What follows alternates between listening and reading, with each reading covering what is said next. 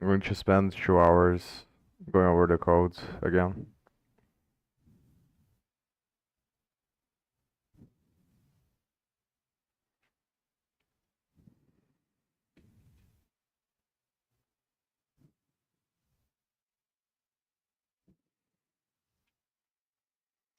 So I kind of understand what is going on with the thing, but not really. But based on after I stopped streaming, I step over again, and then I realized that you can step over the callback function on the ThemeDB, and it does get the theme from, like, it doesn't use the cache if you set the theme. I didn't test to see, maybe I should test this now before I step over the file system dock. I'm gonna do this now, so I step over again. But it looks like it's getting the theme from the uh, theme context that the class has. I still don't understand very well how it gets the theme context in the beginning. It does get the default theme context here and pushes the default theme. And if the project has a theme, it's gonna push the project theme as well. And I think it does this recursively after you set the theme for a class, or in the beginning as well, when you initialize the control node, or when the notification runs for the control node that calls the function that is going to subscribe or going to call the callback from the macro. So I think that it does create a context in the beginning for all the nodes on the tree, because it calls the notification function recursively, or propagates the event recursively, and then through the event it sets the theme context and the theme owner for each node. So each node should have the default theme by proxy. So initialize the default theme, and then based on the node functionality, which is the control, or the window functionality. And this is also correct. It is from the window and not from the control, because the BM file dialog inherits from window and not from the control. So both the window and the control class have the functionality for the themes. So when you press F12 here is going to the right definition. So because it initializes the theme owner and the theme context for each node, if you try to access, try to call this function or anything related to the theme, is going to get from the theme owner. So I'm going to show there. I'm going to compile here, and then I'm going to show. So I haven't tested to see what happens when you try to get before accessing the theme, but after accessing the theme, it gets the thing that I'm not so sure is which theme which theme context is getting from, because it doesn't seem to initialize the theme context unless you're running the editor version. The editor calls the function to update the theme, and then update theme sets a context owner. But if you don't do that, then it seems that it doesn't initialize, but it has to initialize, because yeah, this is maybe like it doesn't. But I think that it has to, because when you run the game, after setting the theme, it still has the other icons, even though I'm not setting any icon besides this one for this thing. So if you didn't have the theme,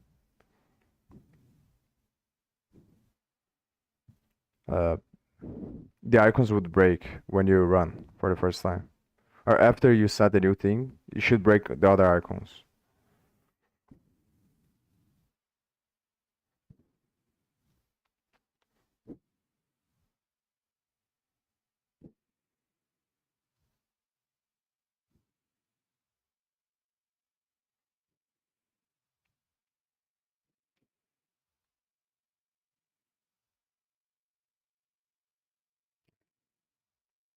Took a while. So I'm gonna go over with the debugger. I'm gonna try to test this fast. And then after I do this, I'm gonna close everything and then continue to. This time I think I'm gonna try to get. I'm probably gonna go to the. After opening the editor as fast as possible, and then already seeing that some of the breakpoints that I put there is gonna keep stopping. So I'm gonna go over those first so I can remove them. And then after I do that, I'm just gonna interact with the file system dock to see if I can clarifying the questions that I have on how it works. And after I do this, I'm probably gonna start trying to. I'm not sure if I'm gonna have time today, but I'm going to. After I do this, I'm going to try to convert the class.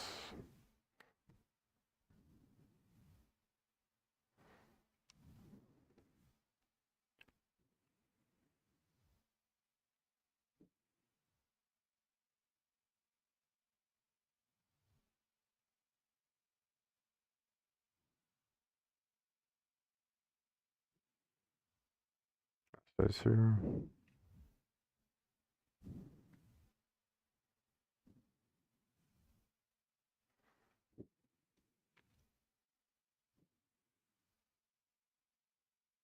So what I want to see is if this is going to get from the cache. So when you call the macro, when you uh, yeah, call the macro on the bind methods, you should subscribe, I think. You should update the value of the cache that it has on this class. Every time that the theme changes or on the cycles, whenever it's gonna call those functions that are supposed to update the theme.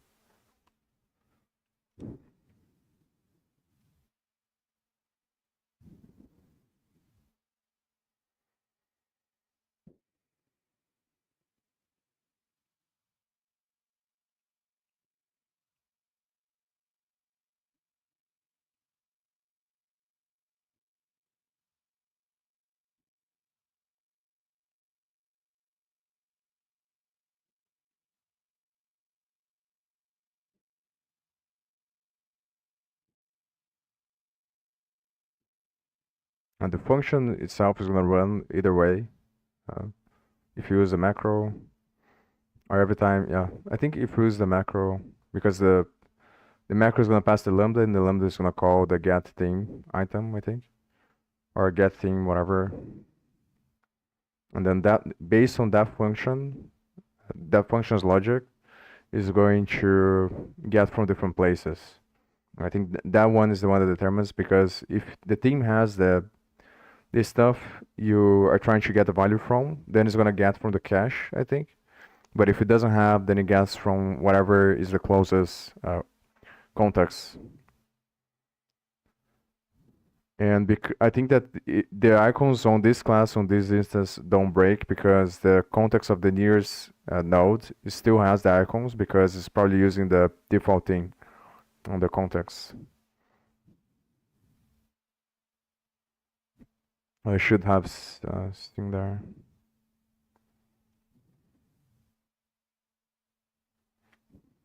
So this is the function I was talking about.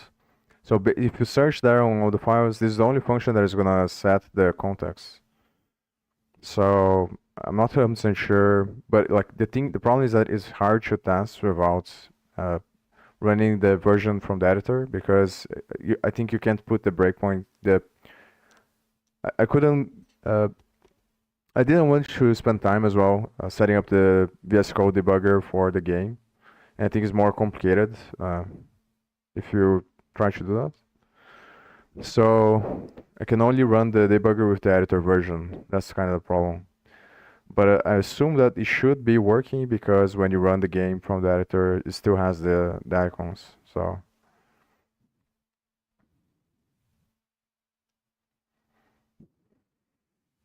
I'm gonna remove this from here, because it's gonna keep triggering. But this is basically the function that is gonna update the theme, I think. From the other function is gonna update based on this one.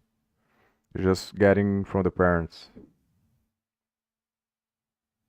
And then there's another, which is the propagate, which calls itself recursively. It's kind of confusing as well. I think it's naturally confusing to understand these things on C++, because you have both the relationship between different nodes and the relationship between the class hierarchy. I think that's what makes it very confusing to understand. So each node is gonna have its own class hierarchy, and then gonna have the relationship between different class hierarchies.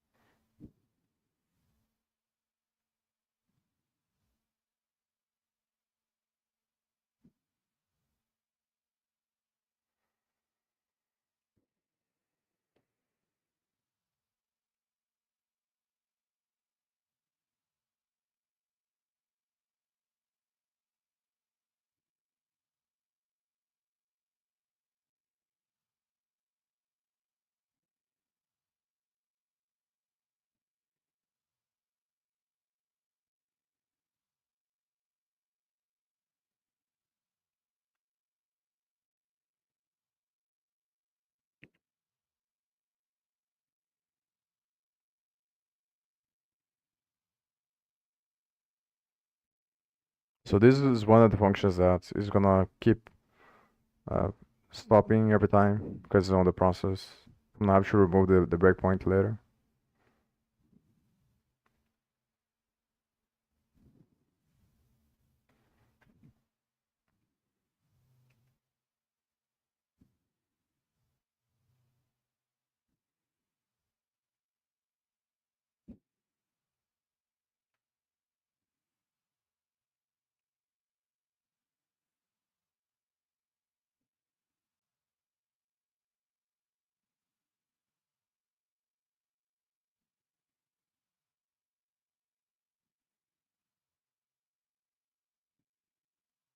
Yeah, sure.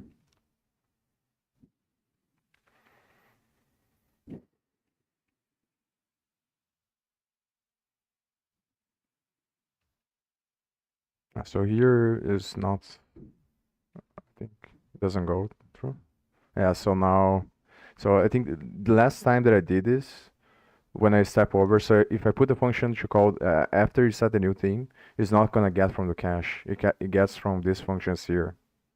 And this function here is the one, so the team owner, I'm pretty sure is gonna be initialized. It's gonna be set on the control node or on the window, on the notification when the thing gets into the scene. So it sets the team owner based on, I think it gets, it's one of those functions where it gets the nearest, the closest one to the current node. And then based on that, it's gonna call this function, and then on this function is gonna uh, get the context. So it's gonna get the closest context. It's just gonna traverse the tree, and then it's gonna find the first node that has a team set. If no nodes have team sets, I think it gets from the roots. But this is the part that I'm not sure because I don't understand very well how if there is no nodes with teams, then at what moment is going to get a team.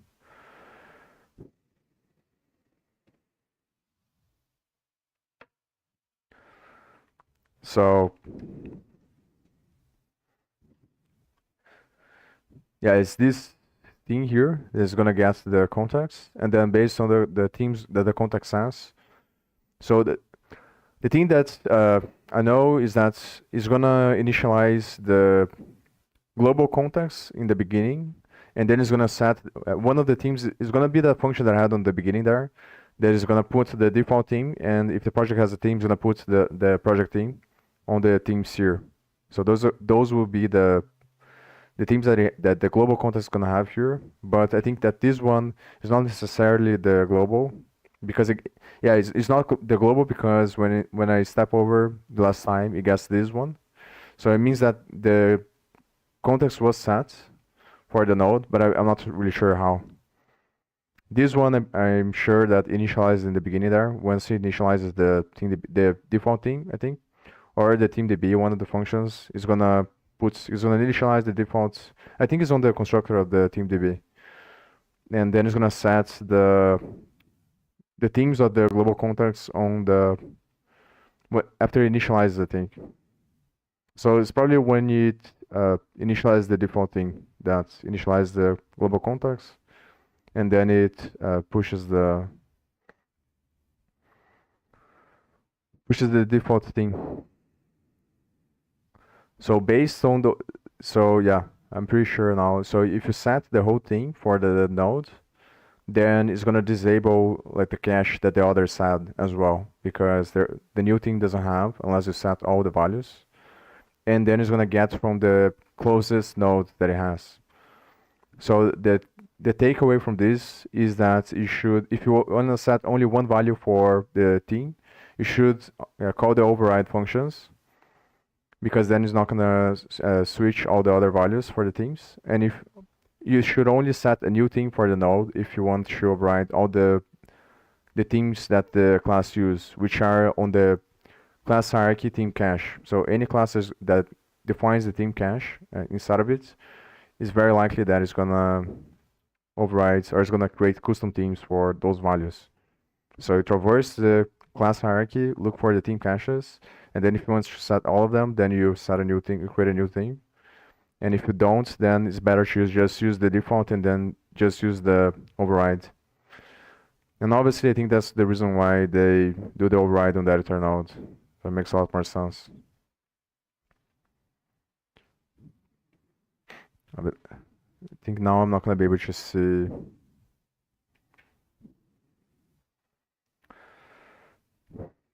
Uh, unless I go again, just see to make sure this is the case. Because yeah, I fucked it up. So it's gonna be on this propagate here that is gonna happen. So when it propagates the changes, it's going to. I messed it up there. I think it's like one of these functions here. So it's probably on this one, I think. That is going to. So maybe it's the other one.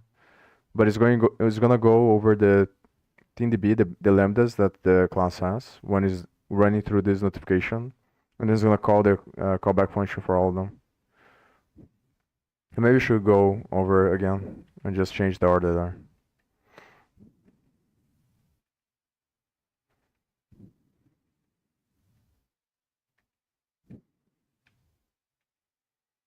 And once he calls the lambda, or maybe here, it's still gonna call.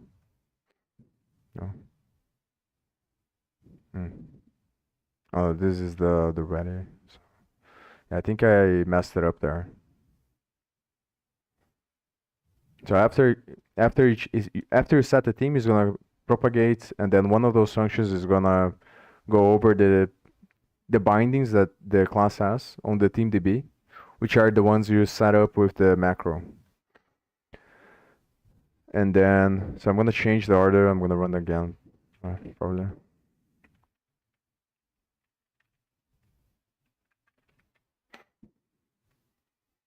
Yeah, so the macros that you set up here is gonna be on that thing there.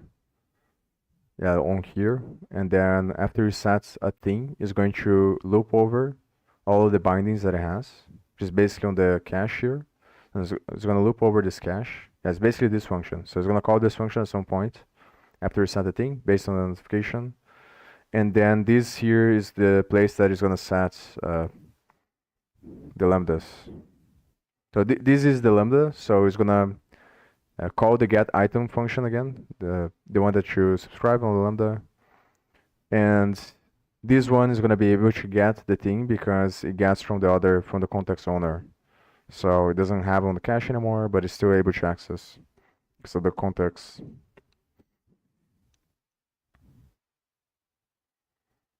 So I'm gonna stop. I'm gonna go this time. Like once I get to the editor, I should just because I'm gonna see.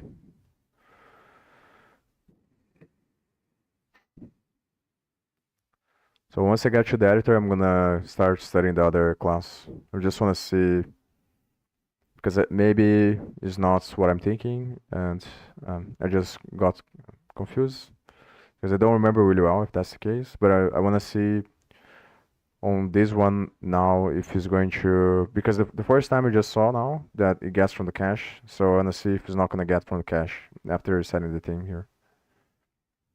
But maybe it will. Yeah, probably not actually because I think that this is not related. So it's only related if you make it related to the state of the class. Like once you set the thing, it doesn't change the lambda that it subscribed with the macro. So it's gonna call the same function, and it's not gonna change the values on the function that access the values. So the function from the window that it gets there to get the item is not gonna be updated. The cache that it uses once you set the new thing. So it's gonna get from here and not from the cache. So it's not related to this here. This just sets the icon on the new thing, but it doesn't automatically do anything there with the lambda and the macro.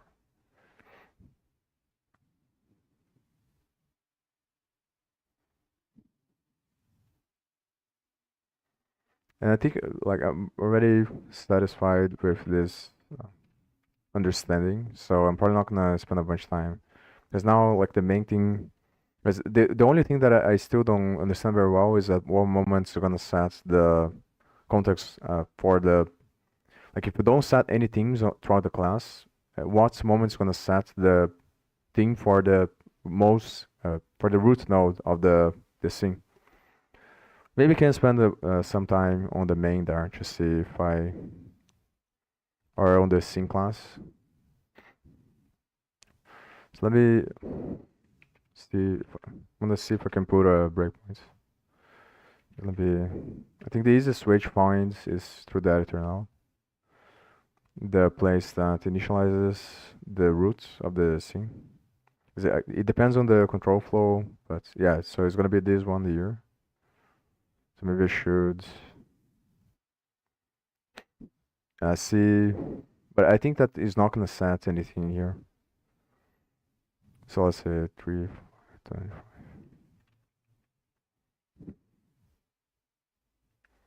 3, 5, 25. So there it calls here. So it calls before that point, but this is for us. Yeah, so it is calling before. So it is initializing the thing before. Initialize the first node there. And I'm pretty sure, so like on this, but here is just gonna call the constructor. So I think it's initialize thing. There's a function that calls from the I don't remember at all. Yeah, I think it's initialized thing from the thing DB.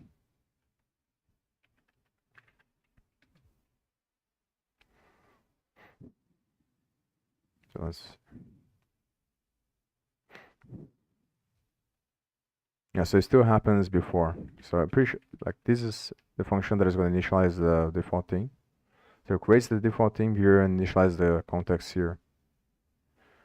So it's just initializing the default context on the theme DB, which is a singleton, then pushes the default themes that are just initialized in the same place there, and sets them on the default context here. But I don't know for sure if it is gonna set on a node, because I think at least one node should have the. So the only explanation that makes sense is that it's happening inside of the node classes through the notification function. I think that's the only way that it makes sense.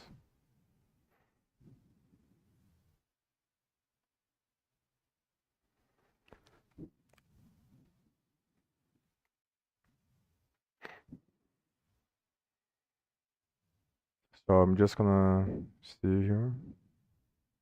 So this one depends on the, but it's gonna be sync tree anyway. Depends on the control flow.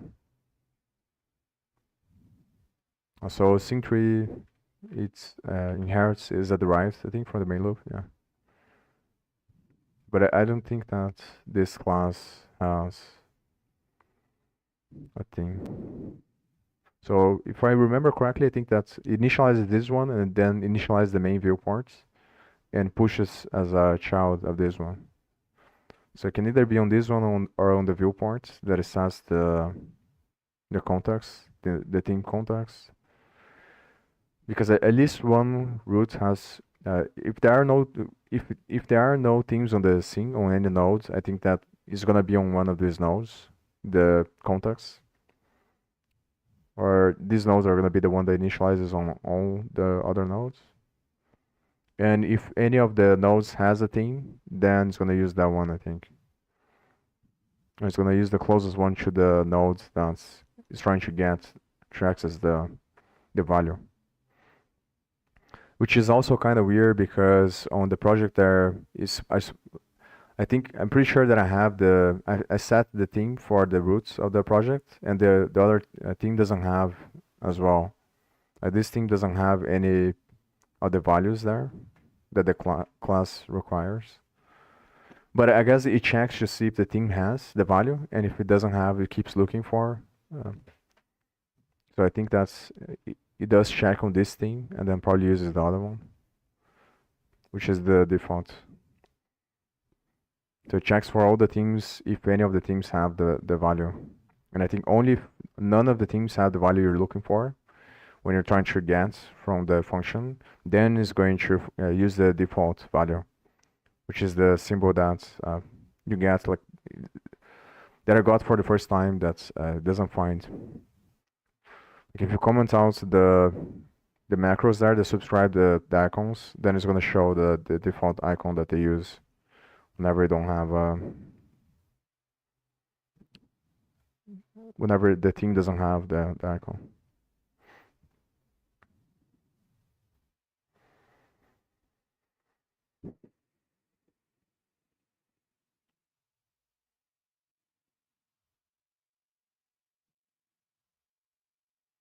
So let's see.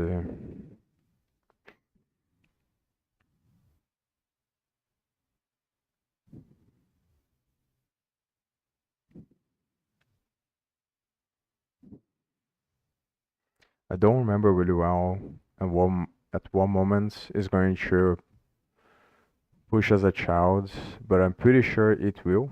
I push a viewport class as a child of this because I vaguely remember a long time ago when I was stepping over the main loop there, the main setup and stuff like that. I doesn't have team, so obviously it can't be on this class.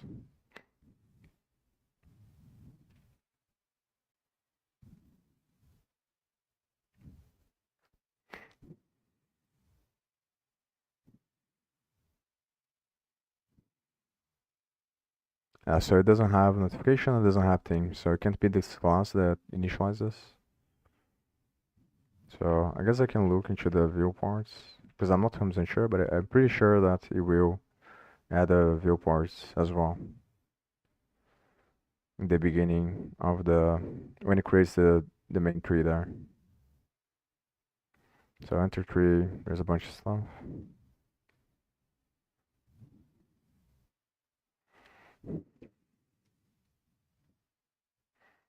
Camera, blah blah blah.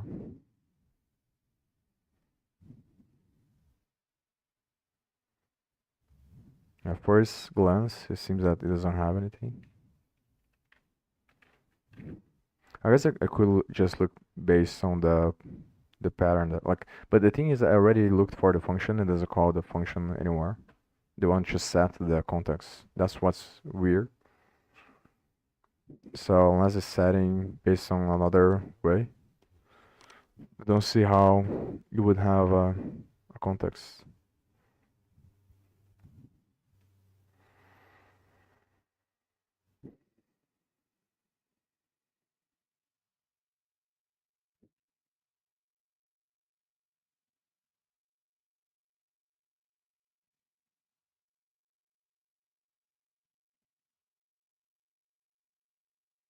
So it must be, maybe it is on the window.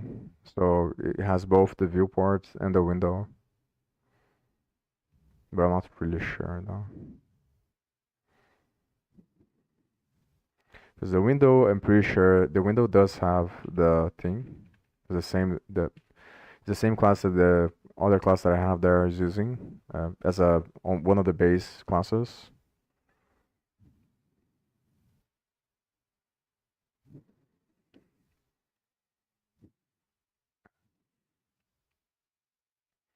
So maybe it is this one.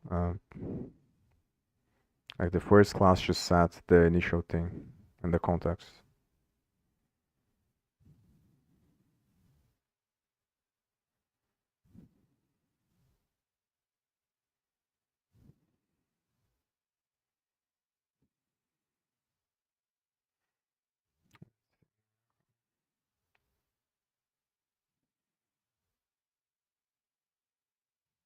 The notification.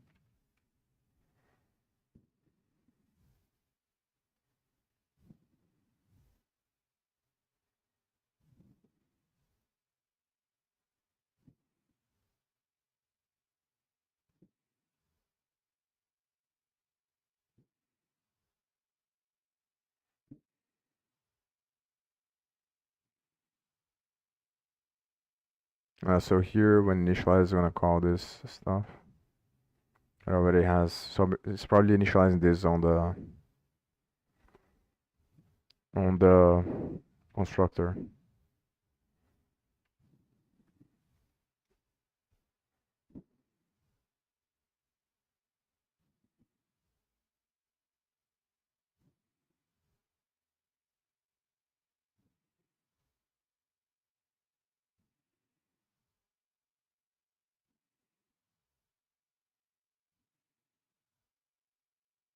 So I think that this is the first time that I don't know why.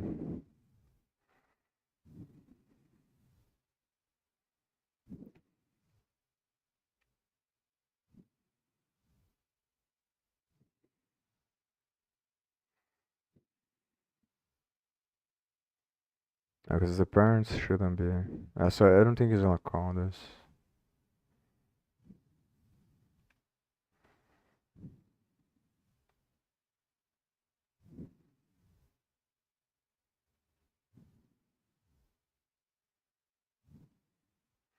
This just says the owner and not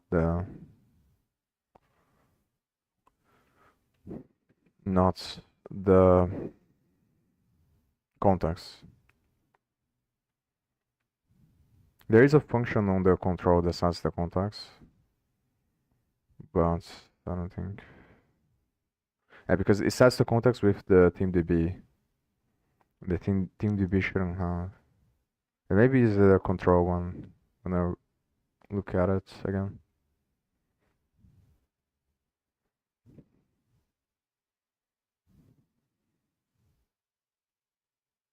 Yeah, so it's this one. Yeah, so it's basically the same function on the window and on the control.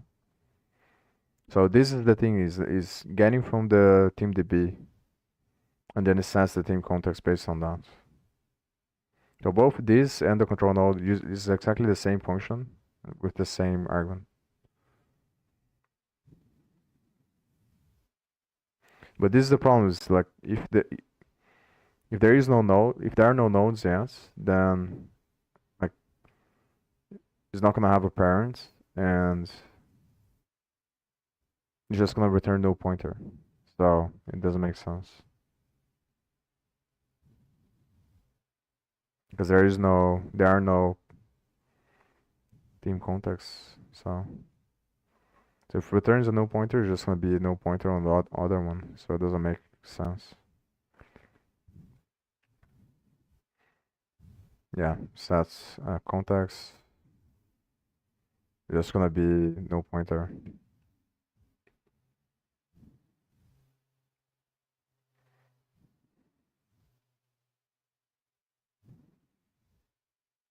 Maybe it's through this thing. Default contacts changed.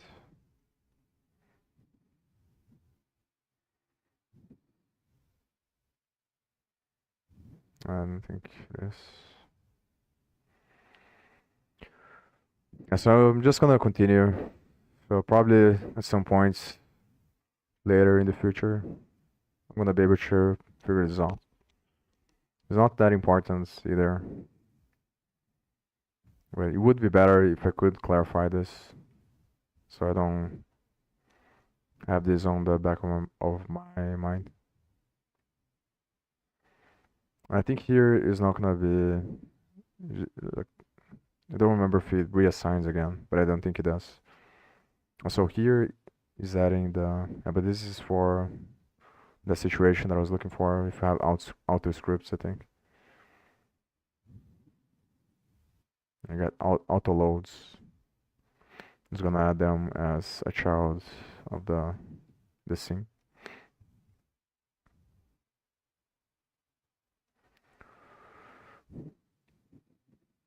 So I'm just gonna press F5 until I get to the point there.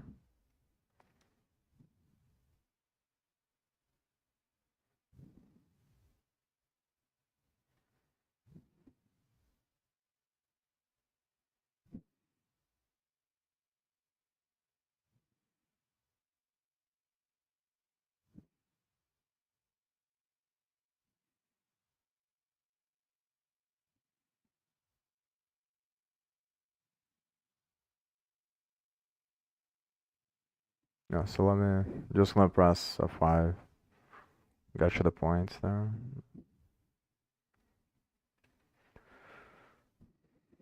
It's not gonna have anything related to the thing.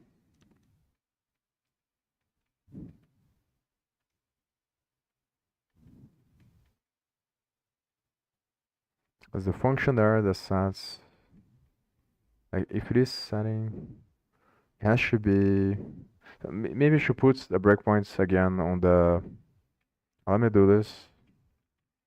So on the place that it calls this stuff here. So here, and here and on the control node. Just see what happens. Maybe it makes more sense to put on the function.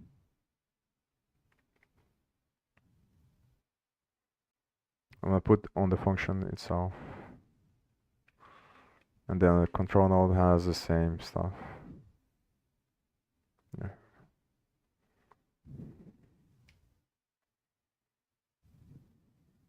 The problem is that like looking at the value, even if it goes to the functioner, is not very clear how to know where does it come from. But I guess I can go back the stack just see. One moment does it initialize there for the first time. I'm just gonna press F5. And this is from the editor.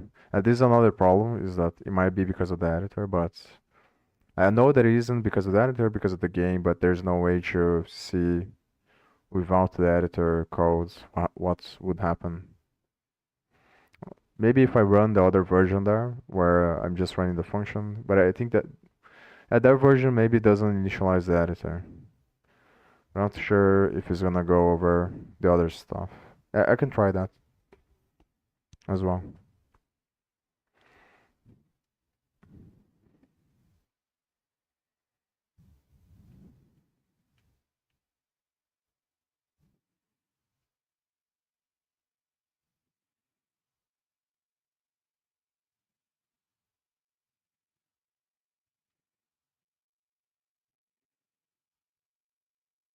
Okay. So let me see if there's a null. Yeah, so it's a null pointer.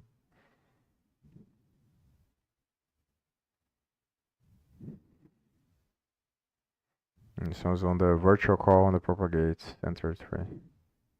It's probably not on the virtual call, is the notification. So GD virtual call is a macro that they use to call the functions from GD script. And they work based on the other macros that they use to bind functions. So whenever you want to subscribe a new function so you can use on GD script, you have to use a macro inside of the class and then pass whatever name of the function you want from here. And then on the build system, they generate a file on the build time that is going to define functions like this.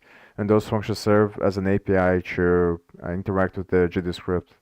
So the GD script class is the one that is responsible for parsing the file and creating the logic on C++ that is going to contain the API. So inside of the definition of the function here is going to call the function from the script instance that the object class has.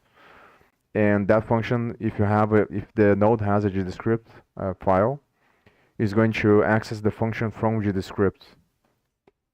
So it's doing so whenever you see the GD virtual call, it's just calling the function from GDScript with the same name here. And it usually does that right after it sends a notification. So like there's a correlation between, on the C++ version, it's going to be on the notification, and GDScript is going to be basically the same pattern, so same name, but with the underscore and no notification.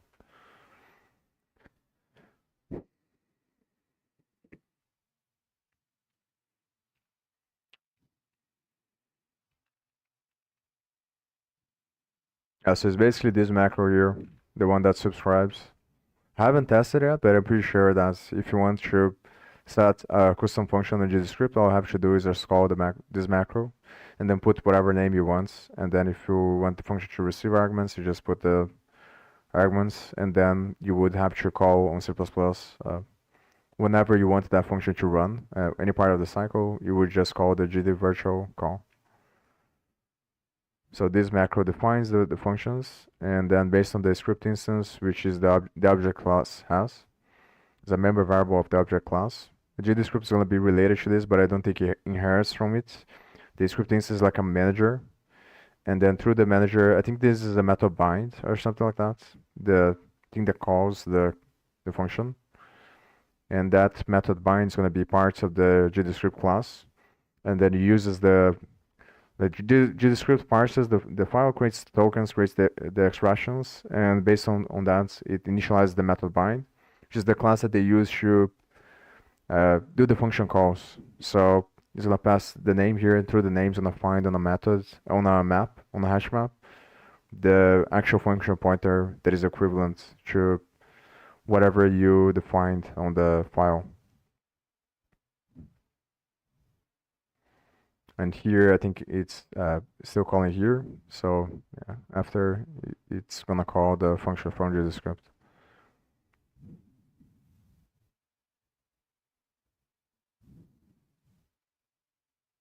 So it's on the beginning on the sync tree after it initializes.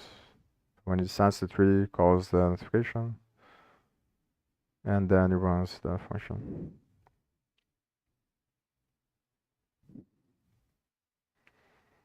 So on the enter tree is gonna set for the first time, but then is a no pointer because it doesn't have anything. I'm still gonna see here. The default exists because initialized there on the setup. It does have the themes here. It only has the default theme, I think, because the project doesn't have a theme.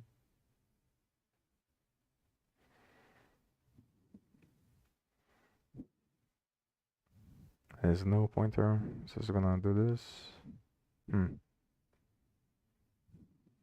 So propagates is true by default.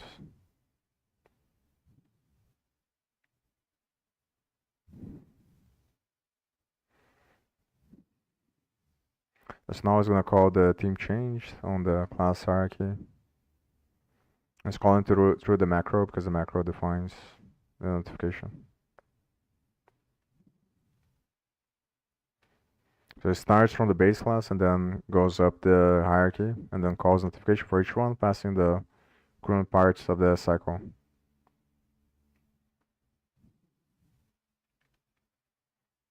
So if we have theme change, it's gonna call for those classes that define the thing there. So yeah, calls here. So this is a class that has a bunch of strings. I don't understand very well, but I think that's like the reason why they did this is because they want to make static strings, but not really sure what's the point of doing this. It's just basically a bunch of strings. So static C string creates a charge C pointer that's gonna be static.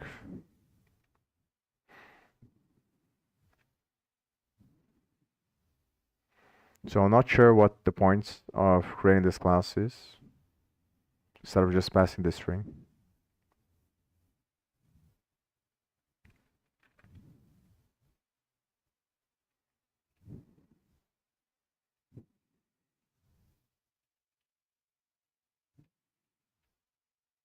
So it doesn't have any signal.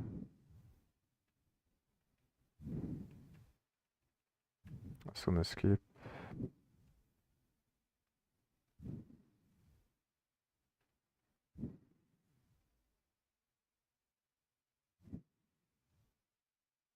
Yeah, so this is the macro there.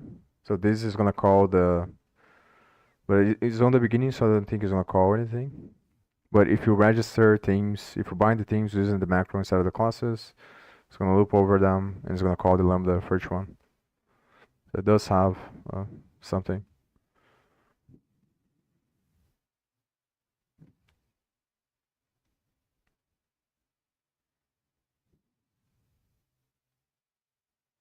So this is the function that I thought it wasn't gonna work if you step into, because it's a macro, but it looks like it does go to the place there. So it's probably on the window. It is gonna be on the window hierarchy that is gonna call the macros because it binds based on the macros. So when it calls there for the class hierarchy, it's gonna do the same thing that it did for the notification, where it's gonna go across the class hierarchy, and then each one that has binded themes is gonna call the macro that they subscribed, which is a lambda, and then inside of the lambda is gonna call the get theme item function, I think.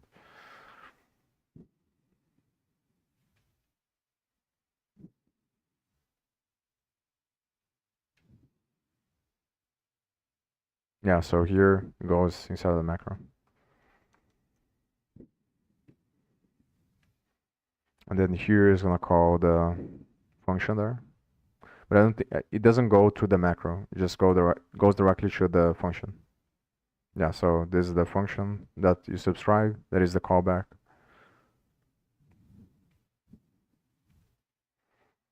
And I'm pretty sure, yeah, it doesn't get from the cache. So I think that it doesn't get from the cache because it doesn't have any themes. So this is the interesting part. So how does it know? Let's see if it has the context. So the owner is not that. Like I'm pretty sure that there is a part there that I remember that it says the owner. So it's not that. The main thing is the context that I don't understand very well. At one moment is gonna create the context.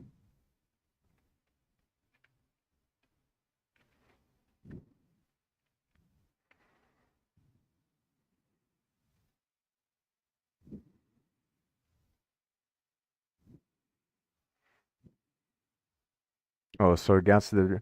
Oh, that makes a lot of sense. I don't know why I didn't think about that. So the first time it gets the defaults, and then on the other ones is gonna get the one. Yeah, so this is the reason why. I don't know why I didn't think about this. So it sets initially with the default one that sets on the initialization, and then for the other ones, it's just gonna get the first one that it sets, which is the first node that runs this function. So when it's getting there, so when you update the theme, what's gonna happen is it's gonna remove everything from the cache, and then every time that the theme changes or you need to get update the value of the cache, is going to call this function on the either the window or the control node, which is the get theme item, I think.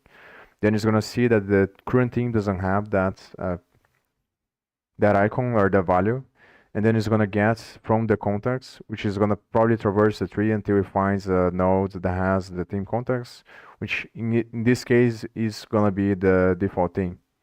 Even if you set other themes, I think I'm pretty sure that if you set other themes, if they don't have the value you're looking for, it's still gonna get from the defaults because it checks all the themes for that value. So if the theme that you set has the value, then it's gonna get that one. But if it doesn't have, it's gonna loop over all of them, and then it's gonna uh, get whatever theme has the value.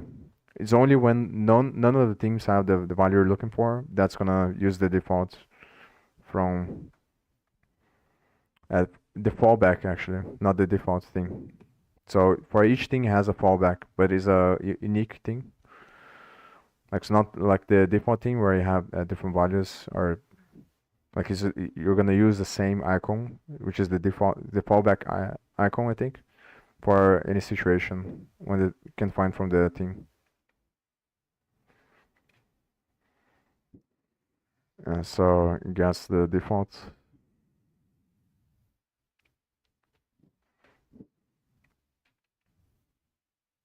Maybe that's wrong actually. I didn't realize it because it's not gonna set anything here. So maybe it's still not clear. Because I just realized it's not gonna set. So let's see.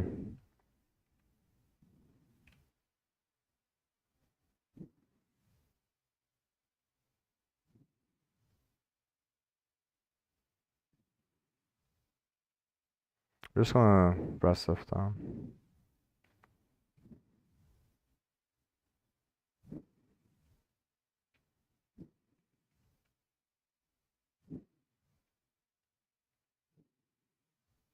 So this is just gonna put a bunch of things on the list here. I think it puts all the classes on the class hierarchy on the list. Yeah. Then it returns. Hmm.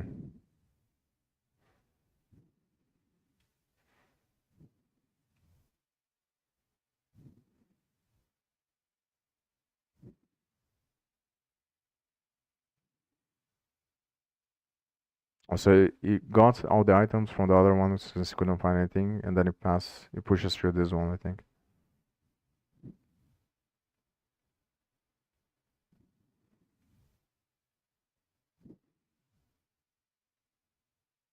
Let me think about this.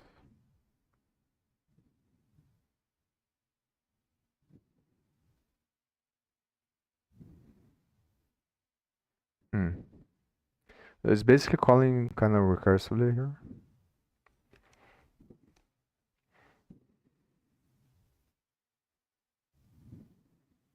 And this is not gonna be virtuous. So.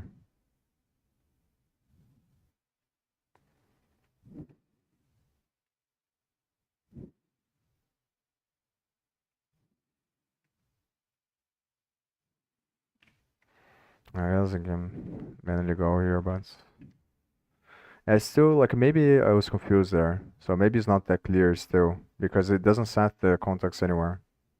So it's getting is no in the beginning. It's gonna get from the defaults.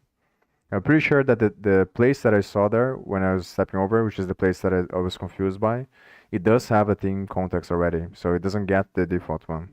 And that's the confusion that I have. How is it possible that it doesn't get the default? And the problem is, uh, unless it's gonna set somewhere where I put the breakpoints, then I'm not gonna be able to know, obviously. But it has to be, so maybe I should, like to make sure I should see, I don't remember if it is on here. Should put a breakpoint on all the functions that create a theme context.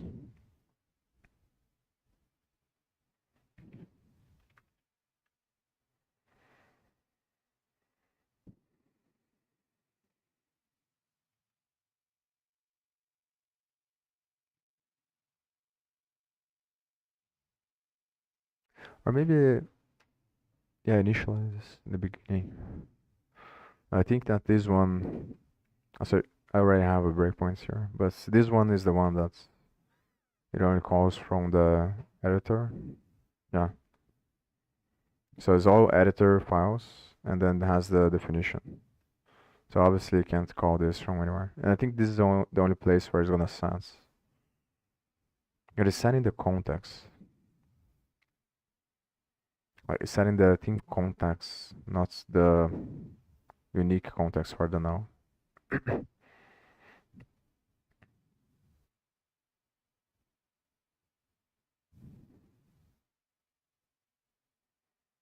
Yeah, I think it's theme context.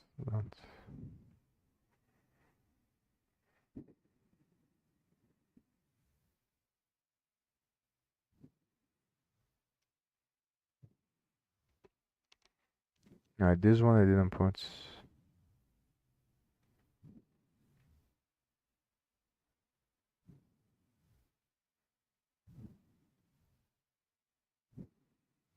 I think this is triggered after you set the thing there, or when the themes changed or something.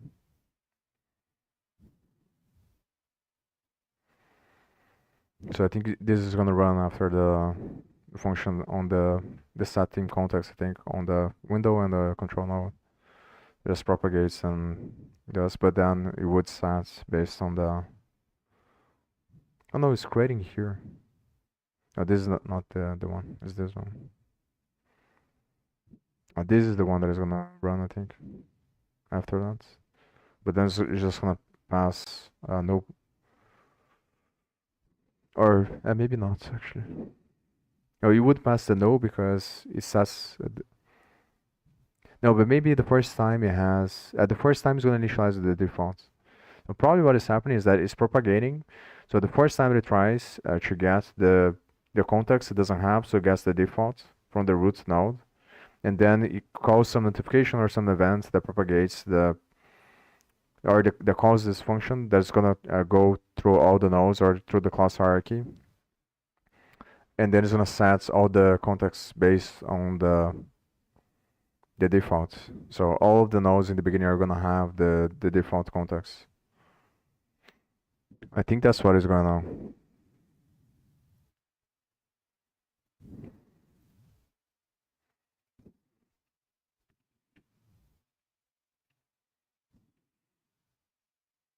I'm just gonna press F5. And here is gonna do the thing, but because this is from the editor, doesn't matter that much. As the function that I already saw there. Alright.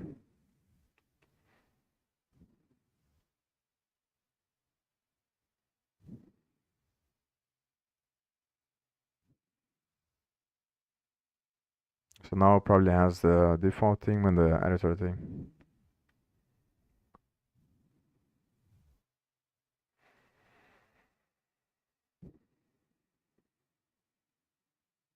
Control.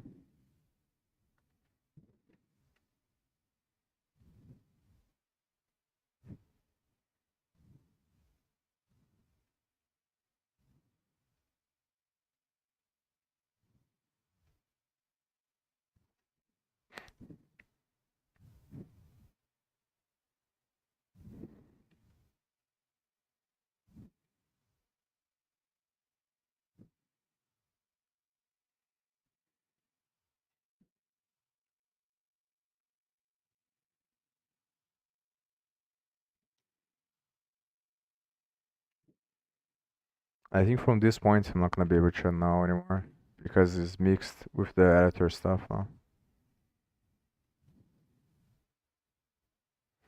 So only if I run the other version that I have there, I'm gonna be able to know for sure. I'm just gonna press a 5.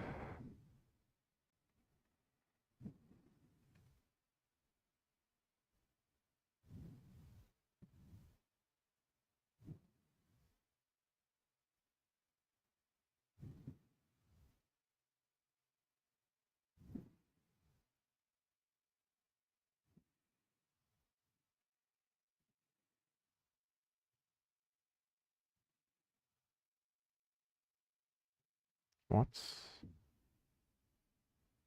So not, I have no idea what happened. That's weird. The first time that this happens.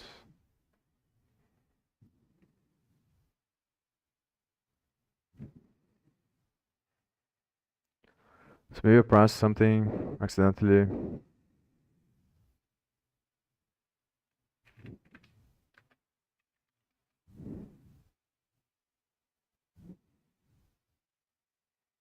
I think I'm just gonna forget about this stuff for now, so I don't spend a bunch of time because I already spent a bunch of time trying to understand this. But I really wanna just clarify.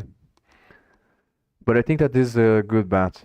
It's just that in the first time that it gets that it sets the theme is not gonna have it, and then it's gonna start with the defaults. Then every other time that it's gonna do the same thing for the controller or the window, it's just gonna get from the one that sets the default thing.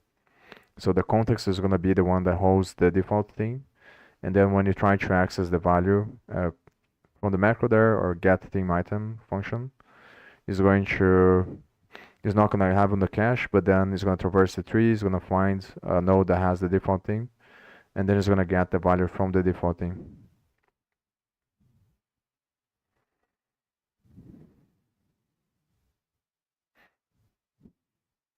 Last thing that I'm gonna do, like just to make sure, which I remember. So this.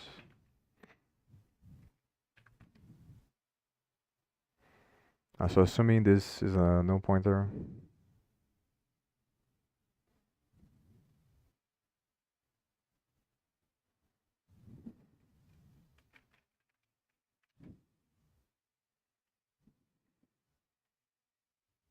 So this would be a no pointer as well. It doesn't have here.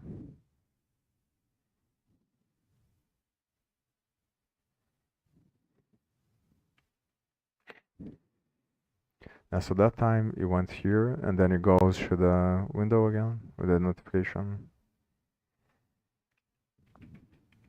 of the theme changed. So it sets the theme first, then calls the notification and goes back to the thing there.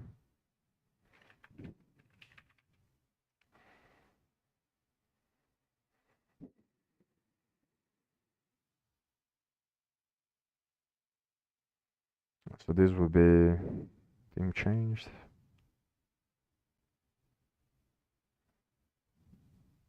Is this one? I think it was here. No, I think it was here. This one didn't have a signal on the first time there on the window. So I think no, this time it calls the macro again, and then it doesn't have the context. So when it doesn't have the context, it uses the defaults.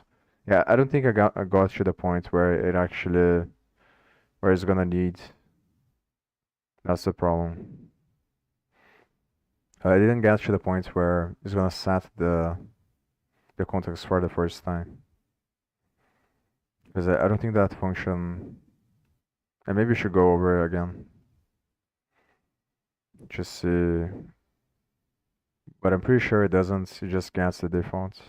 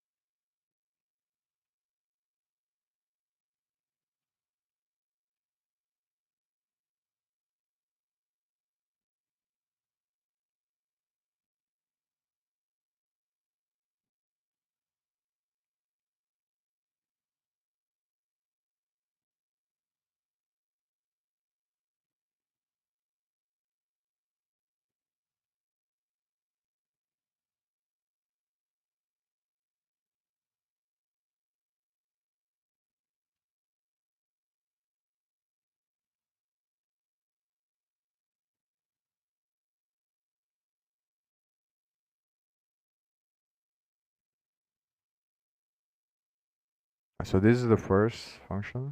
So on this one is gonna update the values of this, and then it's gonna use this strip. So this is gonna have all the names, all the thing types for the class hierarchy, and then it's gonna pass through this stuff. But I think this is the first one that is gonna try to access.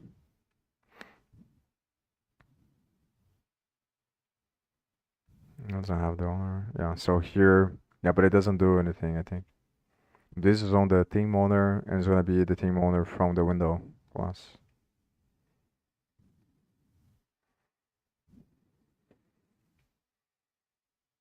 So it doesn't have guess from the defaults. But it's just returning, it's not setting anything.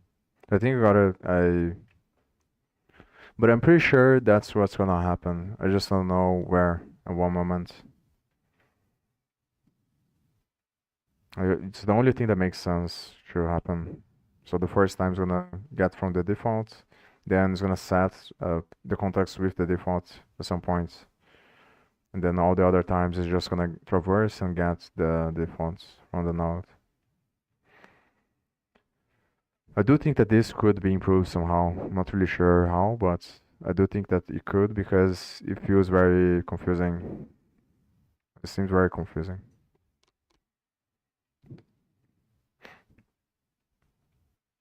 Like I think it shouldn't be this hard to figure out where it initializes the context for the first time.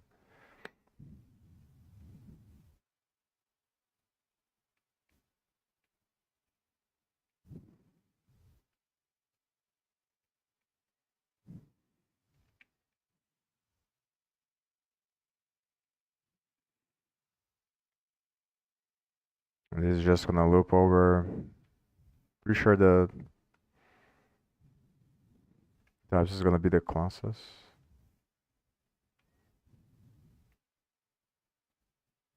Viewports is all the classes on the class hierarchy, the class chain. And then it's passing this to pass to the other function. So this is gonna have all the classes now on the hierarchy. It's gonna pass on the other one. And I guess the defaults again. Loops over. So the default's gonna have the default thing, and then it's gonna loop over all the types. So it checks on the thing based on the type and the name of the current thing you want to understand now. So it's checking on the class hierarchy if any of the classes on the class hierarchy have that type that you're trying to access.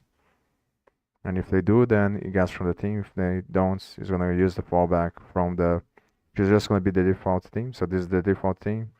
It's gonna call, it's gonna try to access the, or it's gonna get the fallback from the default theme. But this time that's how. So it gets from there. Just gets from the cache.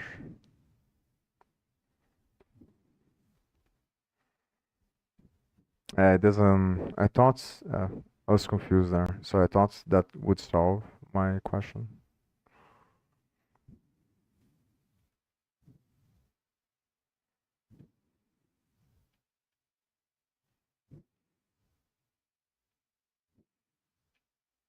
So I'm gonna press F5 a bunch of times, try to get to the other points. Because I'm almost 100% sure that on that situation there that I was analyzing at first, is gonna get a pre-existing theme and is not gonna get the default thing. So at some moment it has to. I'm gonna remove this stuff.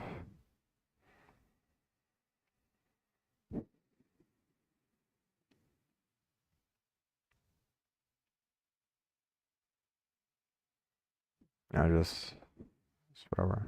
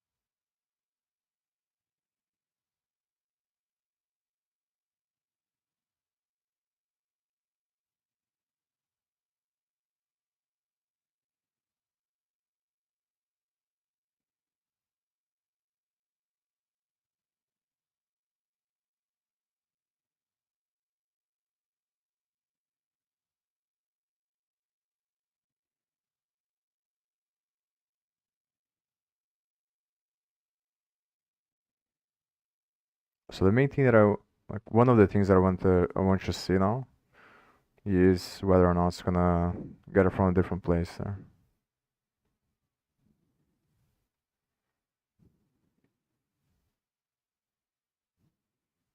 There's both if it's gonna get from a different place. I need to make sure that it's going to. I should put a breakpoint on the TeamDB thing there. The function that is going to loop over stuff. I think it's search for setter probably.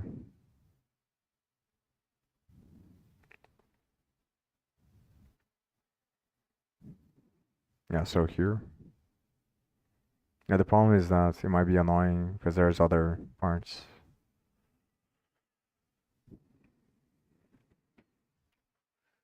But after I set the thing, if it's gonna get from the cache again, or if it's gonna get from the other place.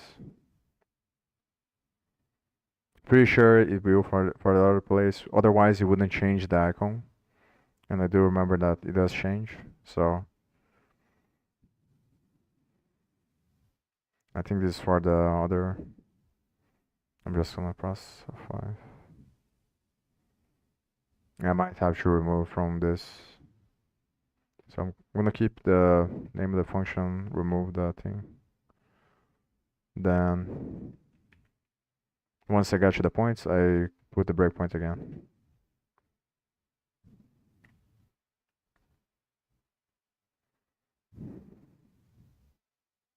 Yeah, so here, TeamDB.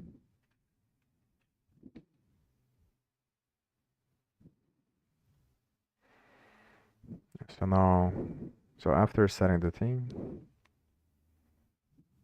also yeah, when you set the theme, you're gonna call the functions. So it's gonna propagate there some notification or whatever, And then it's gonna call this function again to update the cache.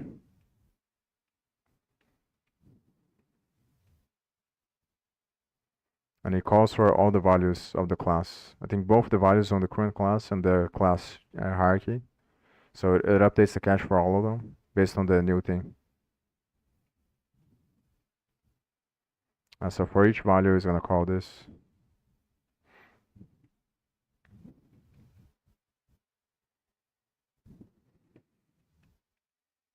Yeah, so now because it doesn't have on the cache anymore, it's going to go over the same stuff here.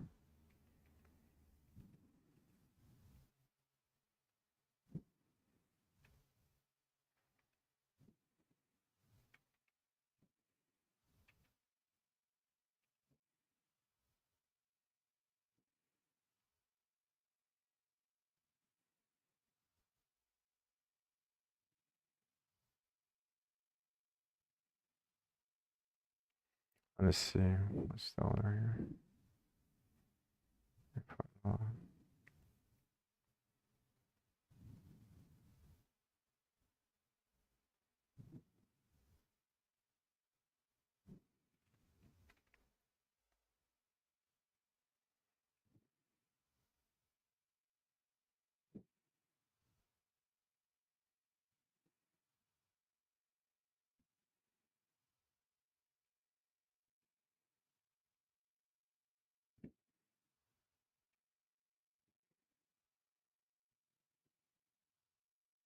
So I'm pretty sure it's not gonna find there, and it's gonna go over the other.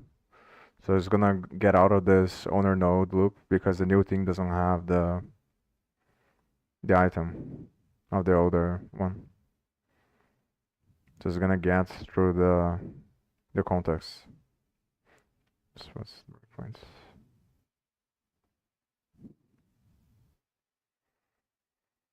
Yeah, so this is what I'm saying. It has the context on this one, so it's not gonna get from the defaults. But I'm not sure at what moment does it. Yeah, I don't think I can see based on the values here.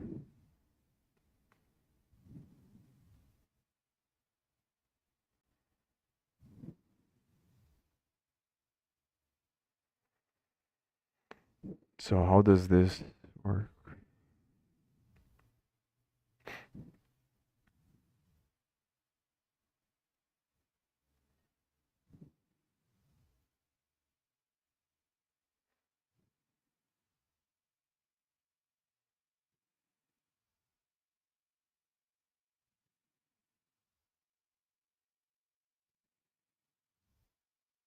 So it says sub viewport.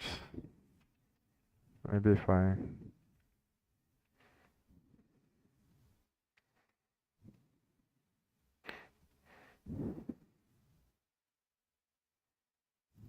it should be the viewport class.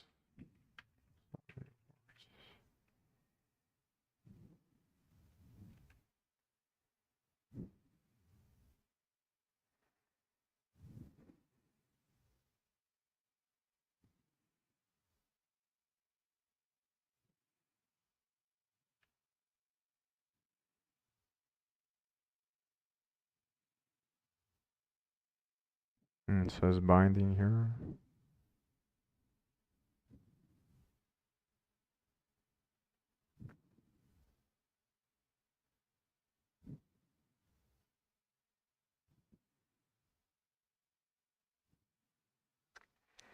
I can't be this one.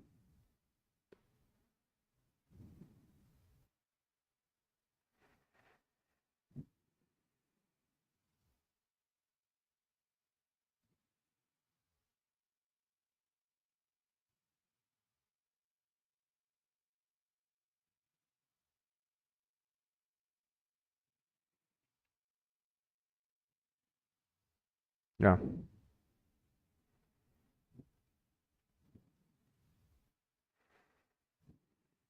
Like this is just member variables of the owner contacts.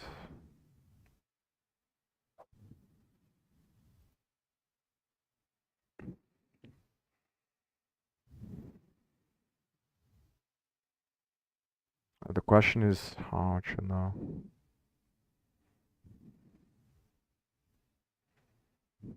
It's not.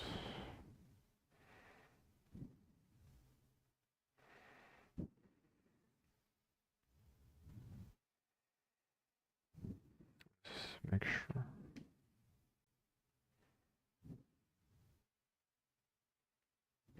Oh, there.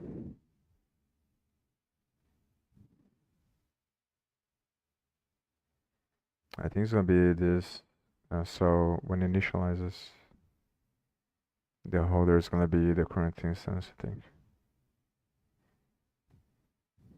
Yeah, so it has to be sub viewport, the class that initializes the first context.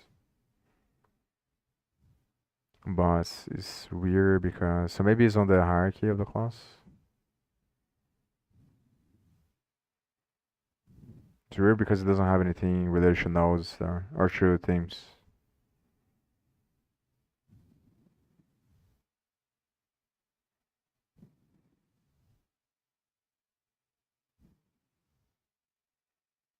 So it should be somewhere here.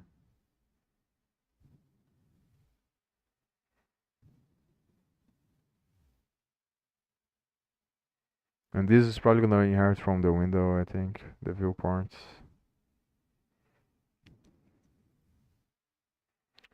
So that should be something related to the notification or something like that. I heard from nodes directly. So it's either the viewports or the sub viewports class that at some moments gonna set the context for the first time.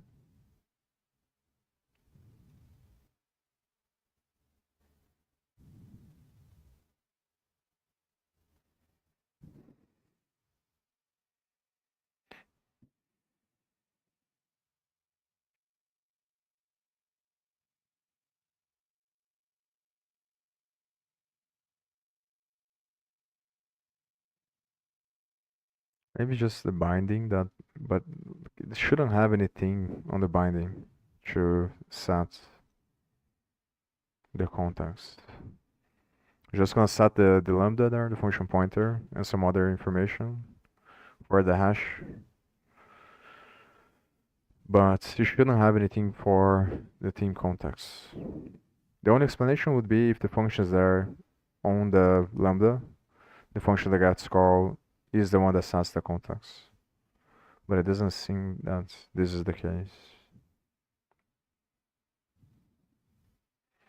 So it's like, but I'm pretty sure that I already saw the notification function.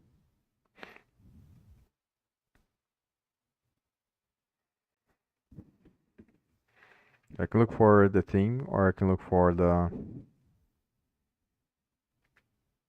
notification. I'm pretty sure I already looked into this here.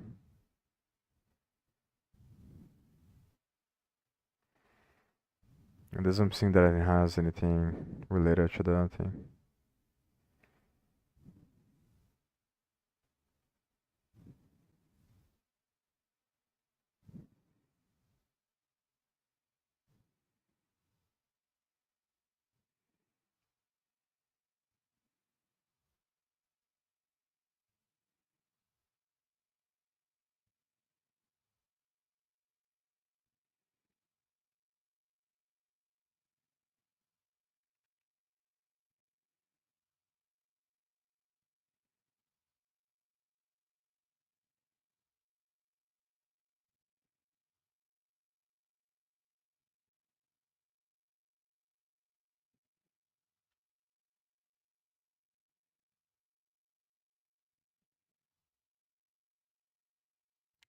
Theme cache.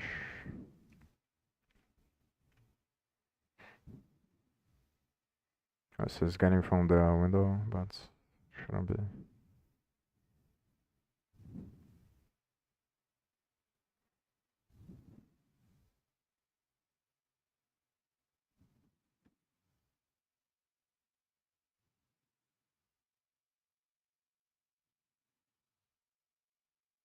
Yeah, it doesn't have anything.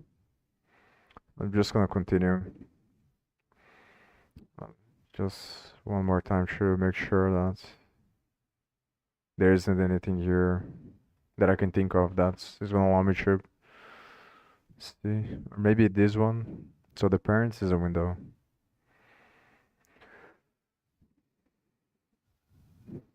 I'm pretty sure, like in the beginning, it's gonna be the scene tree is gonna be the roots of the scene, the class. Then right after that's gonna be the viewport and then the window, or maybe the other way around. So it's the window, the scene tree, window, and then viewport.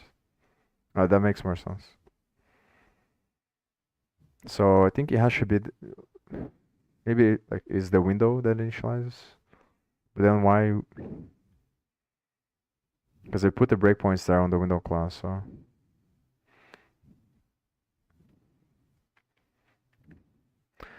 Let me. I didn't search for the owner contacts on these classes.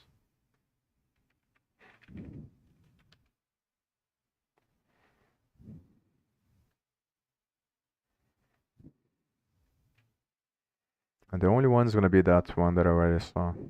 This one here. And this should set as a no pointer in the beginning.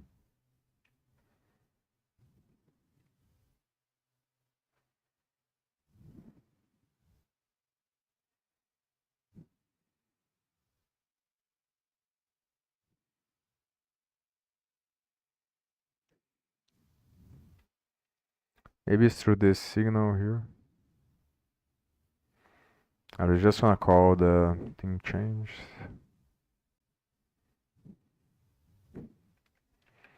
So I'm gonna see on the viewports and the sub viewports if they have anything.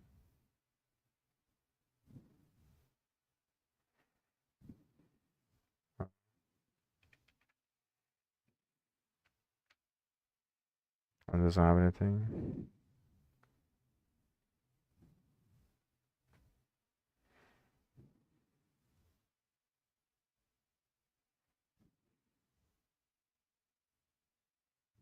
It's gonna be on the same, I think, yeah, it's on the same file, so shouldn't have anything. I think it has to be on the window that initializes, and then it's gonna initialize on the viewports based on the window. So the windows should be the first one that initialize the team context. Just don't know how. And I don't think I can. There isn't anything like this. Just gives it away that it's not gonna have the editor theme. I think it's only have one thing here. Only has one thing, and this one is probably the default thing. It has to be the default thing.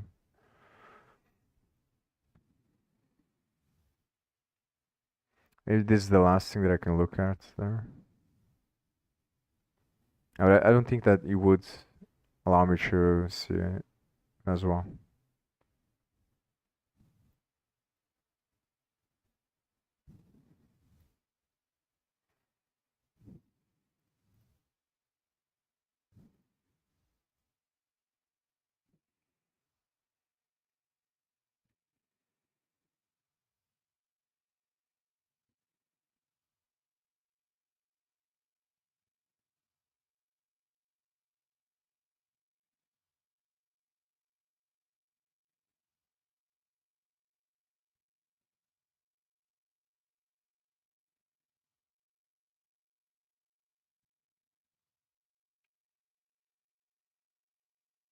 Mm.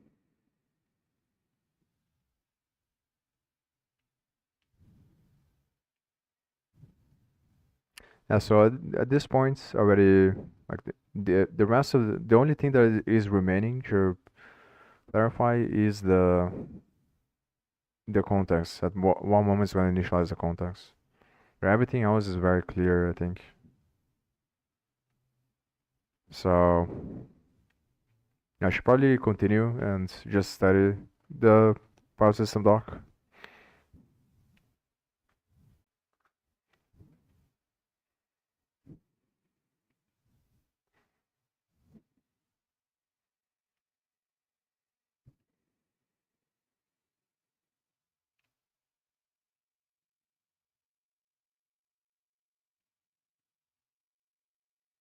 I'm probably gonna spend more time trying to understand this because I really hate going It's just continuing without understanding at what moment it's gonna initialize there.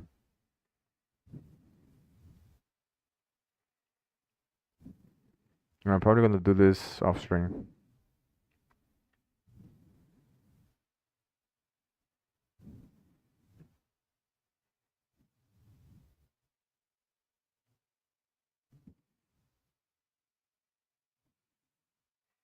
So these are I'm gonna go over these ones, which are the breakpoints that are gonna stop the editor from going. Then I'm gonna remove them and I'm gonna interact with the FileSystemDock to see uh, if I can understand better how it works.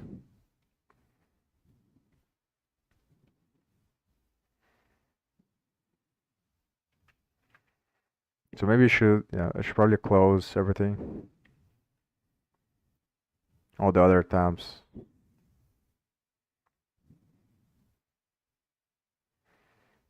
So the first time it starts this should throw.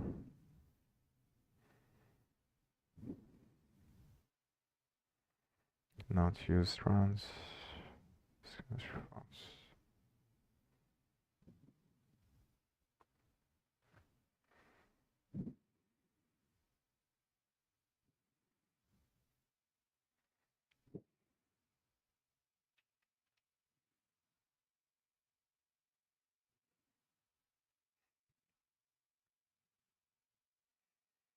I'll close everything.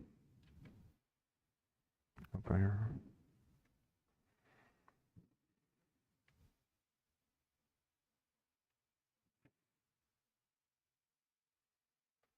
So try join is just gonna, like it says, join the threads. The way that I've seen just some simple examples, so I'm not really sure if that's how it works here.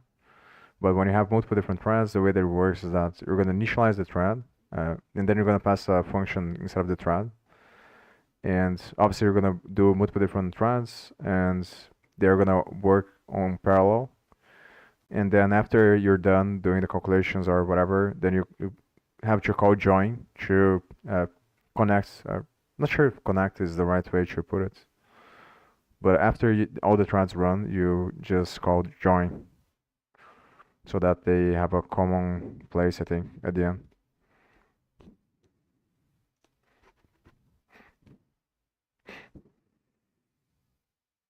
It's kind of like the finish line.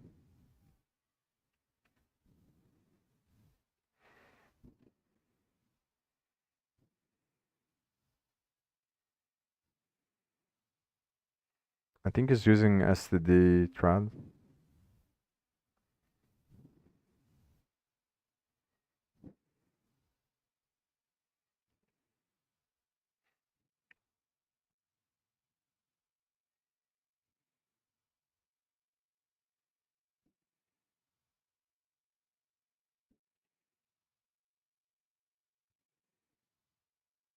Std.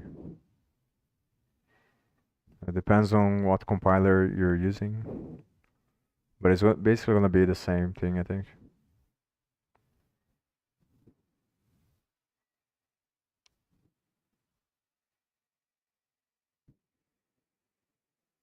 I think it's doing this. Not sure if to prevent data races. It's initializing a new one.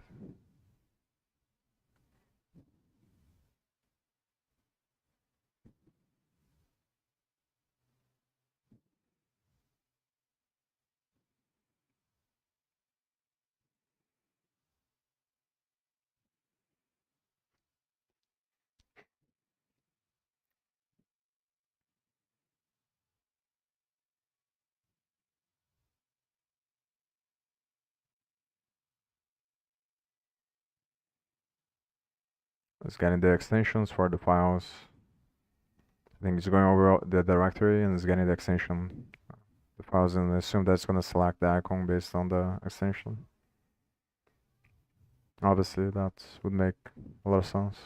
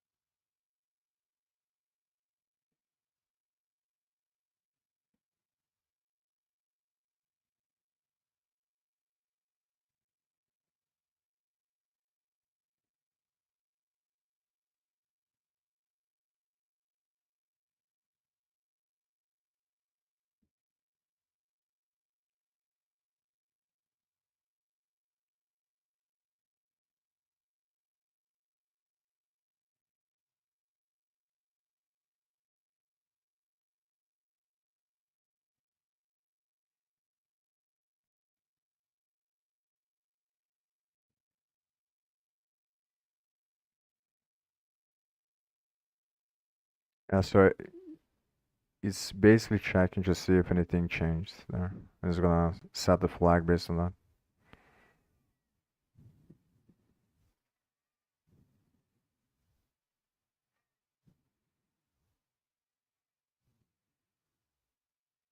So if it did change, emits the signal. It probably puts the logic on the function that receives the signal.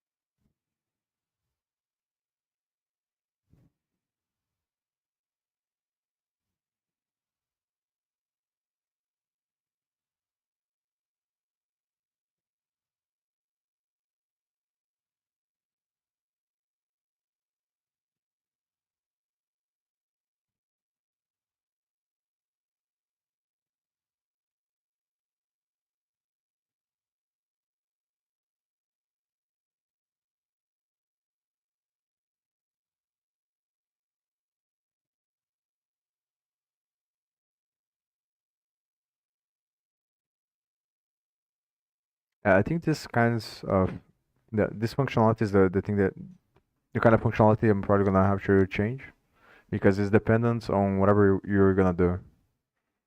So I think it makes sense.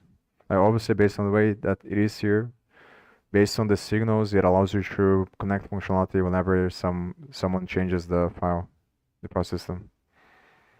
So probably the way you do it, I probably should keep I should keep the emit signals and then just connect or change the function that connects.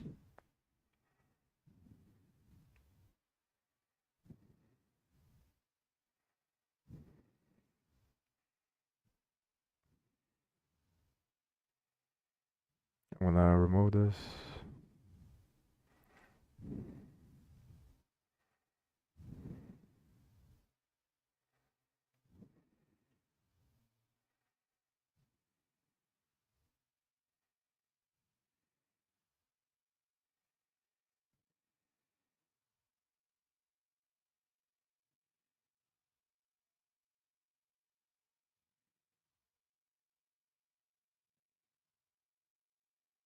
So it's connecting to this signals outside of the class.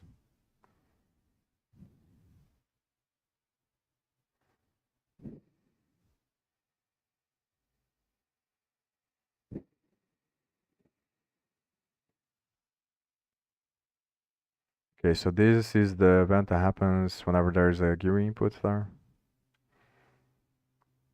Just mouse move. So I'm probably gonna change the breakpoint so it doesn't trigger all the time. So here is probably whenever you click on the file.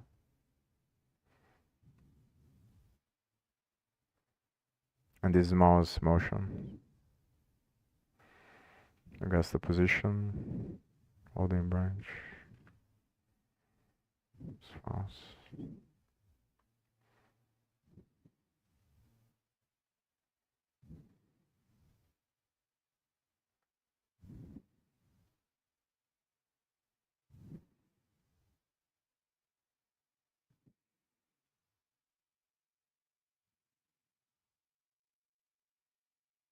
So this one's probably more interesting.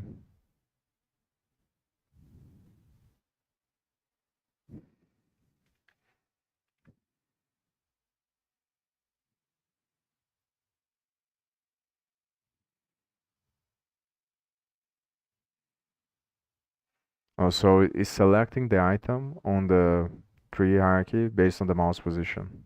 I think that's what this is doing. So if there is, I think, so this is basically implementing dragging. So probably it's gonna set that to true somewhere, I think here.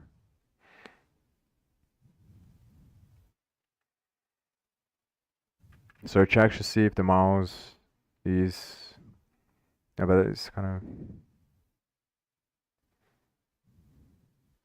so it's basically checking to see if you're holding the item.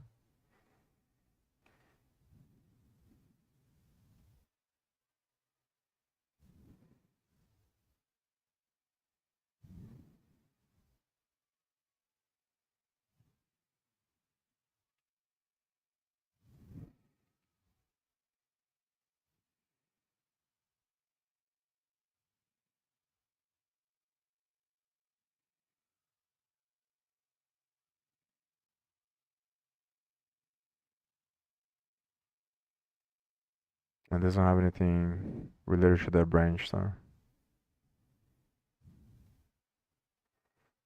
holding branch.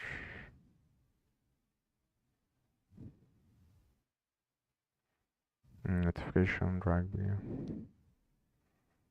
So obviously this is gonna be for dragging. It's probably gonna be the thing that creates the ghost of the icon.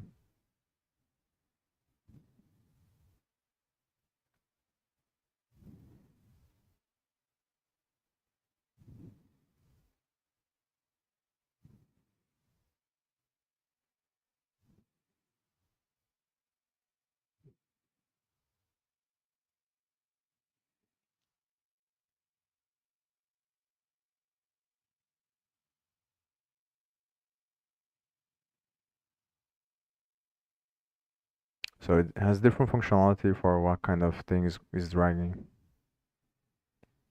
If it's a node, turns it on, or no, turns it on.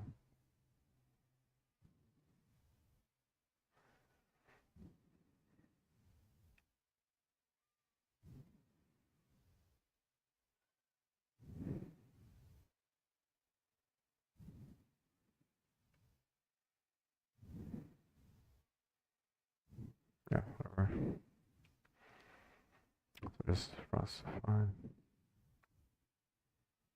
I still forgot to remove. Oh, maybe this is another one. No, it is the same.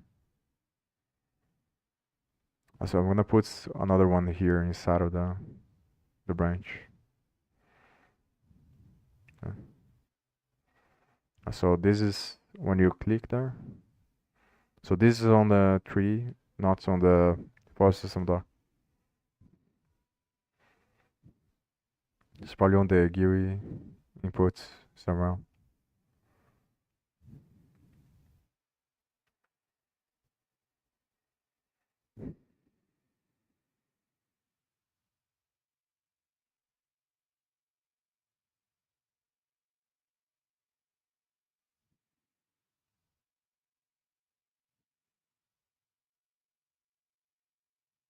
Yeah, so it's on the event here.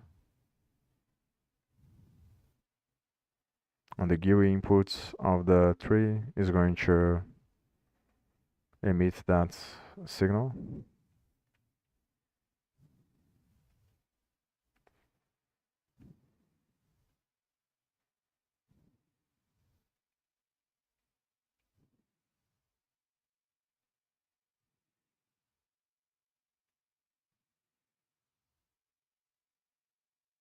Let's have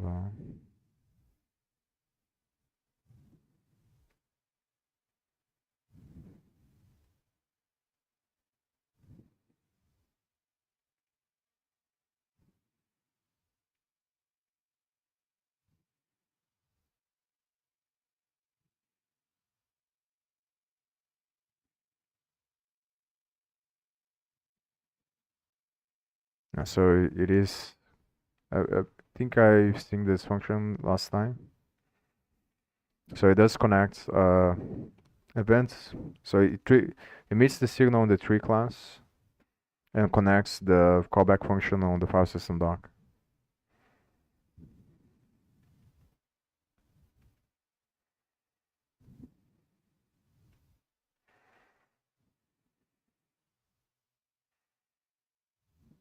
So this call deferred, if I remember correctly, is gonna put the callback function on the message queue, which is gonna call at a later part, later moment.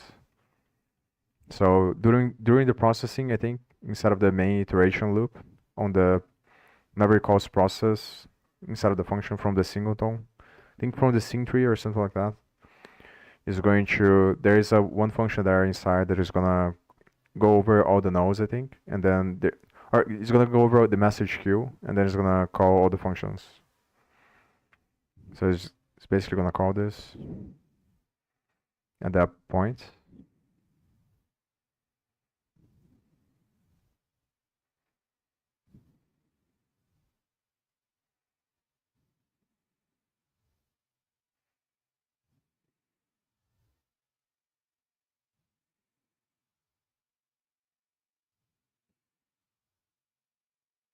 So it's getting this selected, getting the imports.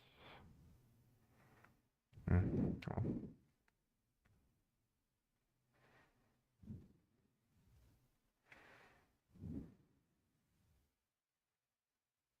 Oh, so yeah, this functionality I'm probably not gonna use because I think this is related to the assets.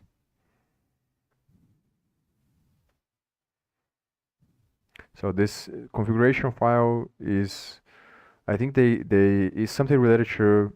There's both one from the editor's settings, but I think there's probably another one. I don't remember really well, but I know for sure that the dot imports is a file that they create on the cache for the project after you use the resource loader load function. So whenever you have an asset, they're gonna create based on the way that the resource loader load works, is going to uh, I think it transforms the type of the file the first time that it runs, and then it keeps a cache to after it creates the cache, which is the dot import, it's gonna access the asset from that cache. So and the CV is gonna be related to the editor settings, I think. So I think what is happening, obviously I'm not really sure, but based on the selection there of the file, is gonna search for if the current file has import files. I think it's probably doing this because depending on how you're gonna use the file, you're gonna need to know what is the equivalent import file for that file. It's probably changing the state based on that.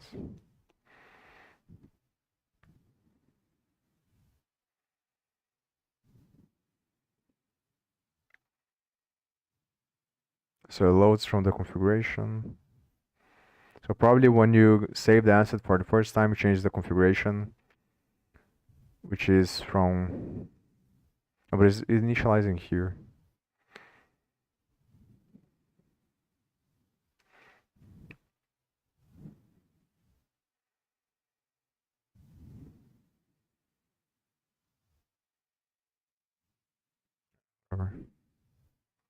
I don't think it's that important for the stuff that I'm trying to do. I'm probably not gonna use this. But maybe I will. But I don't think that is the most important thing.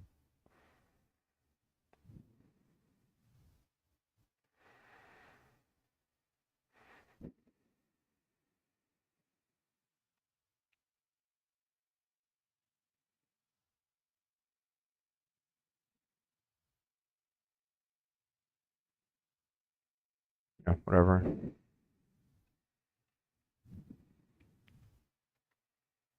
Yeah, so this is just gonna push on the message queue, and then during the process, it's gonna call that. So it calls all these callback functions at a different time in the rendering cycle and on the process function. I'm just gonna go back. Okay. So I guess that's all that is doing there.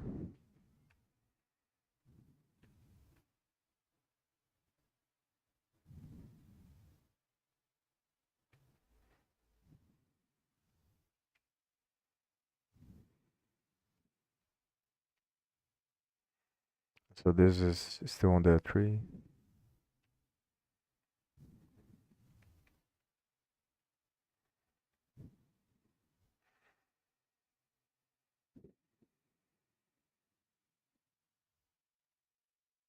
So this is a recursive function.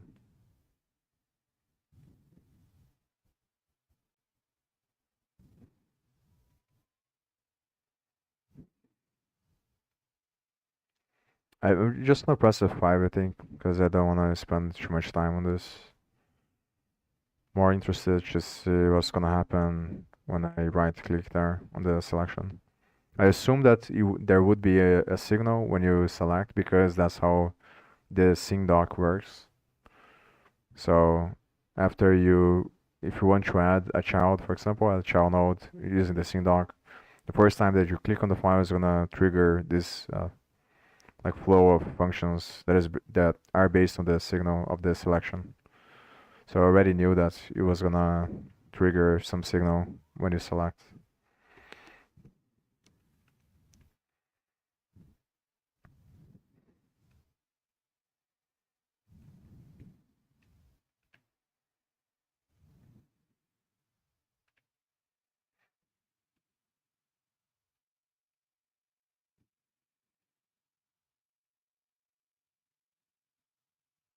It's the same function.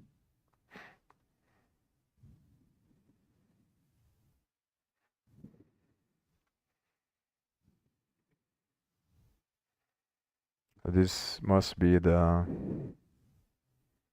yeah, the tree item that is related to the one that got it's basically the one that got selected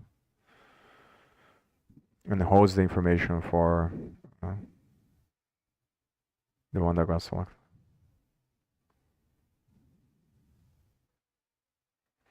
I don't remember that there is a name. So yeah, I think the text is probably the name. Yeah, so this is probably the name of the file that I selected there. So on the cells is where it's gonna keep track of the information. And this is from the tree item class, which is part of the tree. I think it's composition on the tree. So yeah, tree gets the selected from the tree. So yeah, it is composition.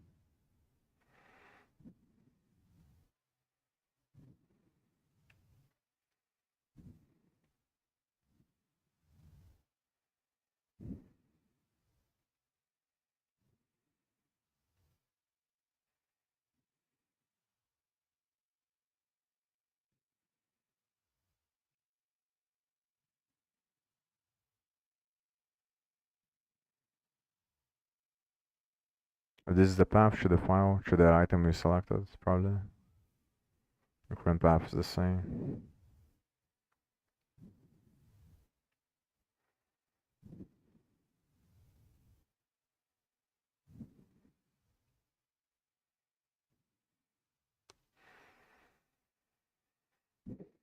So this was the other one, or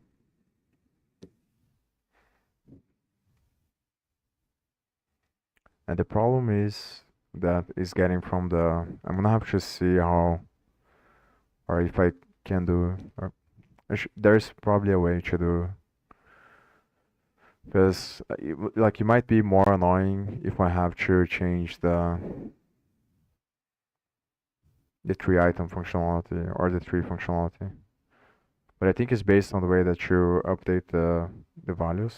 Yeah, so they write these values when they're creating the tree in the first place.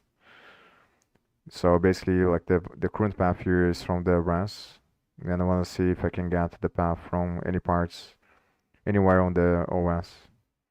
But I think that based on the way you you set you set based on the dir access functions. So depending on the mode you use on the this dir access, is gonna use is either gonna use the pattern or it's just gonna put the absolute path.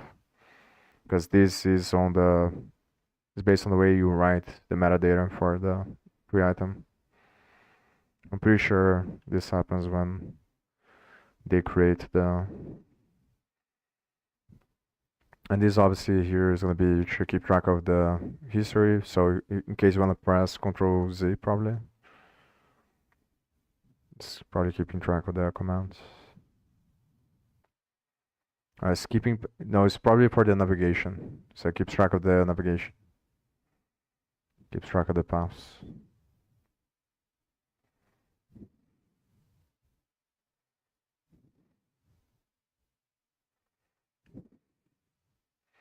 So that's probably over. Let's press F5.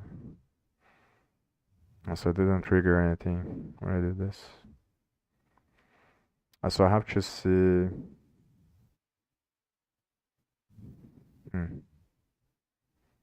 Why didn't it trigger?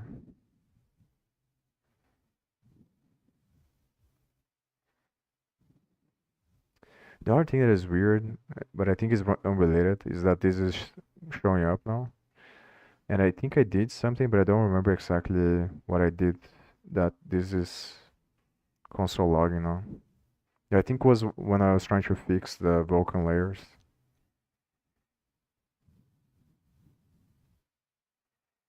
Yeah, but I'm not really sure. I don't know. Maybe I should. I guess I can get the new version from GitHub, the source code, and then compare. I'm probably gonna do this later to see if they have this message here or not. But I think that I'm going to. I want to understand how they create this box here. So, but I'm not really sure if searching for the patterns there is gonna allow me to.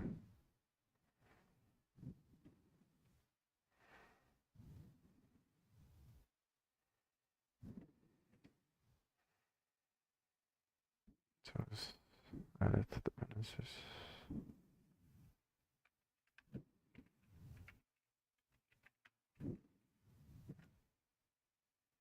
Also, there's gonna be this pop-up that is probably a member of the class. Let me put a breakpoint here. It accepts as a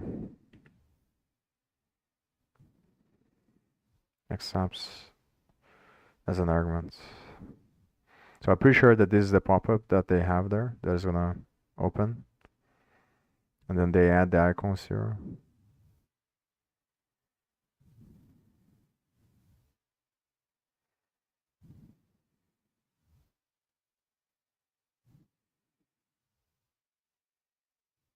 And it has to be based on the signal because the pop-up, that's how the pop-up works. It's similar to it's basically the same thing that I did or that I got from them on the main one. So the one that I have now with the file, where when you click in, when you open, the way it works on the pop-up menu, and the menu is you're gonna connect the functionality based on the signals that they emit. So you add the whatever options you want based on the icons here, or the items, based on the items, and then you determine the functionality based on the index, I think, that the signal emits. So depending on the order in which you put them, you're gonna determine the logic of the callback function used after you select which item you want there. Either that or is the name or something.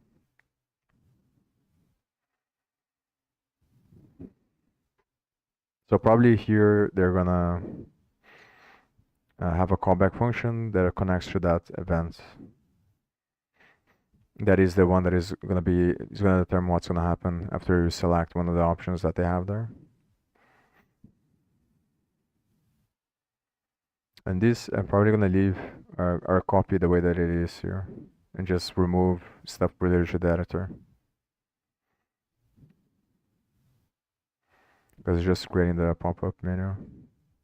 The main thing to change is just the options here. And then I think on the beginning, I'm probably gonna remove everything and just see based on this, but it's probably gonna be different. I'm gonna try to keep only the options that I think are the most relevant. Which is gonna be, so I think it has to have delete. I think open to the side might be complicated in the beginning because it's related to other stuff. I'm probably gonna have to make it based on signals as well. So like it has to be outside of the FileSystemDock because the functionality is gonna be on this other component. So it has to be integrated with signals, I think. It should probably put rename, delete, and they probably have rename. They have open there, but open is different. Their open is probably reviewing file explorer.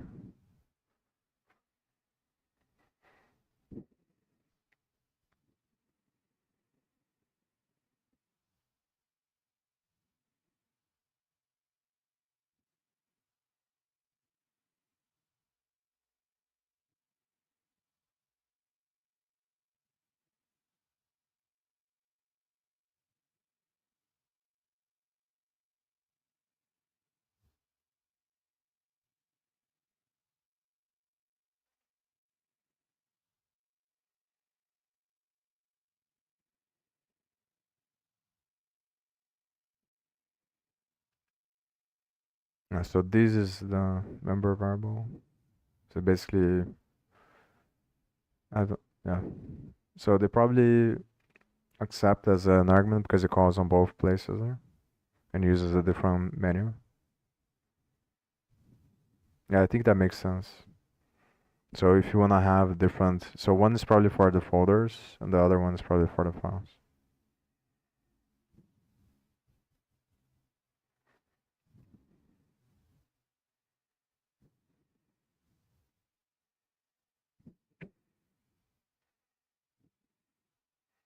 Now I'm gonna see if I can remember the.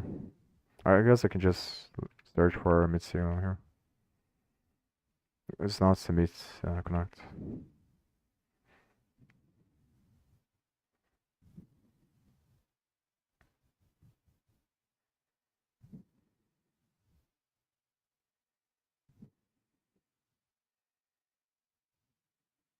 Might be on the other classes as well. The folder and file list.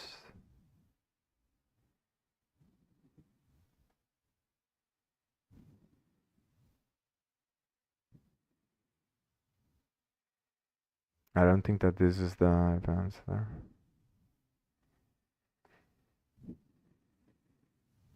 So I have to select an option.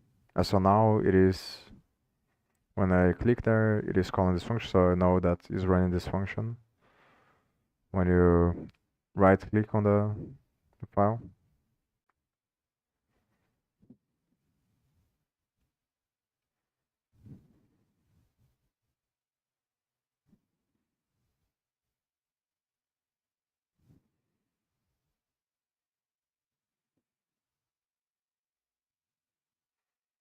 so obviously the easiest way to, oh, it's gonna be this ID pressed here, I think.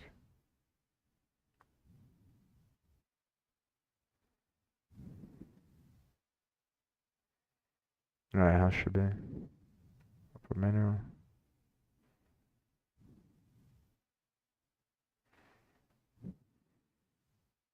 So I think it is this function that is gonna run after you select an option.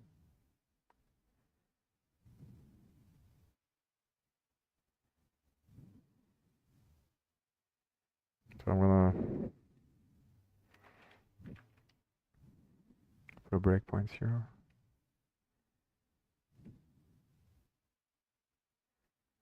So this is gonna collapse the folder.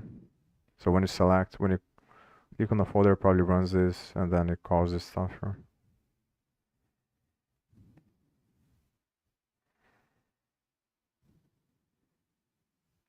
And this is probably the function that's gonna run after you click one of the options there. I'm pretty sure that this is what's going on because of I saw this last time, the show open and the show in file manager. So I think that this function runs after you click one of the options, and then depending on which kind of option you clicked, it's gonna run this different functionality.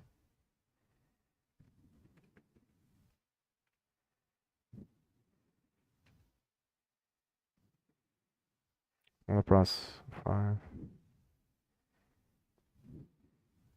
I'm gonna have to remove this to be able to see there.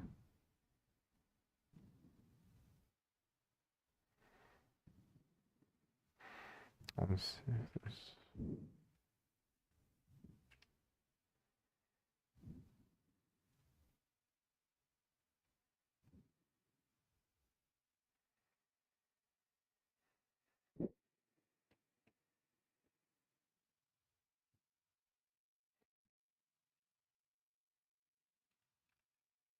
I think it's the main menu. So ID focus. This is the last thing that I'm gonna see, then I'm gonna stop streaming. Oh, it crashed.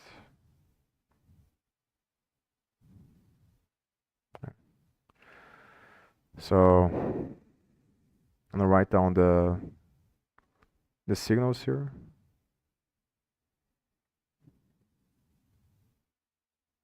Focus and change. And I'm gonna search on the dock to see if there's anything connected.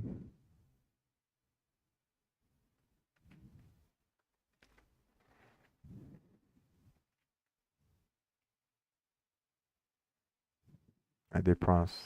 This is the one there. I was gonna send the ID, which is based on the way that you add items. So every time you add an item, it's gonna set an ID. I think it's based. You can specify as well. Yeah, you specify the enum, so that's how you would make the connection. Yeah, remember now. So depending on the way you add the icon here, you're gonna put the enum here, and then the other function based on this enum is going to determine what functionality is gonna run. Yeah, so I'm pretty sure that that's how it works. So it's gonna run this function here after you select an option there, and this is gonna determine what runs on the thing. So yeah, so there's still, I'm gonna have to step over more some other time because there's still some question. Like I have to step over from the beginning there to understand how it builds the files in the first place. So, but I assume that it's not that complicated actually. It's just gonna, based on the root of the project, the path, is gonna call that function that recursively traverses the path, and then for each node or for each file or folder that encounters, is gonna create the other classes. Both the tree item class that is gonna hold the state of the visualization, and the other classes that I think they're gonna manage what happened, the functionality that happens based on these selections here. So I think once I clarify more that part on how it builds for in the beginning, then I can copy. I think I'm probably gonna try to copy from scratch. So I just have the initial setup and then just copy like the functions to build in the beginning, and then just add the stuff that I think I'm gonna need based on how I learned this here.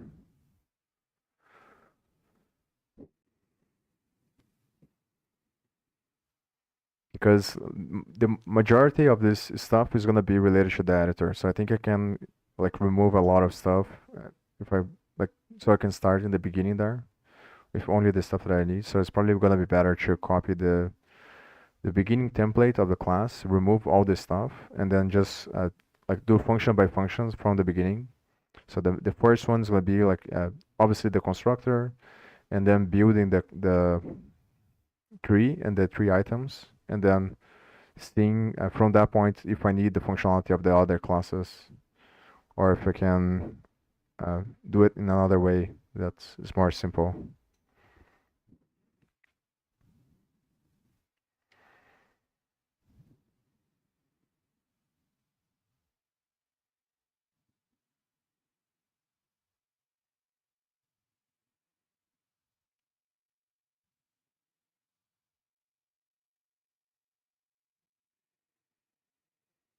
I'm gonna stop here. I'm gonna stop streaming here. So next time I'm probably gonna continue to. Next time I think I'm gonna.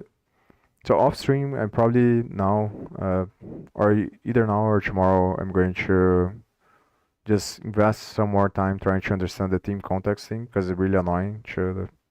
I want to understand at what moment does it set the context for the first time. But if I can't if I can't figure out upstream, then I'm probably just gonna uh, step over from the beginning on the file system doc. Then once I understand the beginning setup, what I'm gonna do is just start copying. So I'm gonna create a new class and then do the template of the class at the beginning. Just build a constructor and then build the first function that they run there to build the file system. And then I'm probably gonna iterate a bunch of times, like build and compile and then see how it looks on the editor, and then go back to studying the file system doc until I can translate function by function and then just try to remove as many things as possible and just leave what I think is going to be necessary. And if I'm able to solve or figure out the theme context, I'm probably gonna explain that as well in the beginning next time that I stream. So see you then.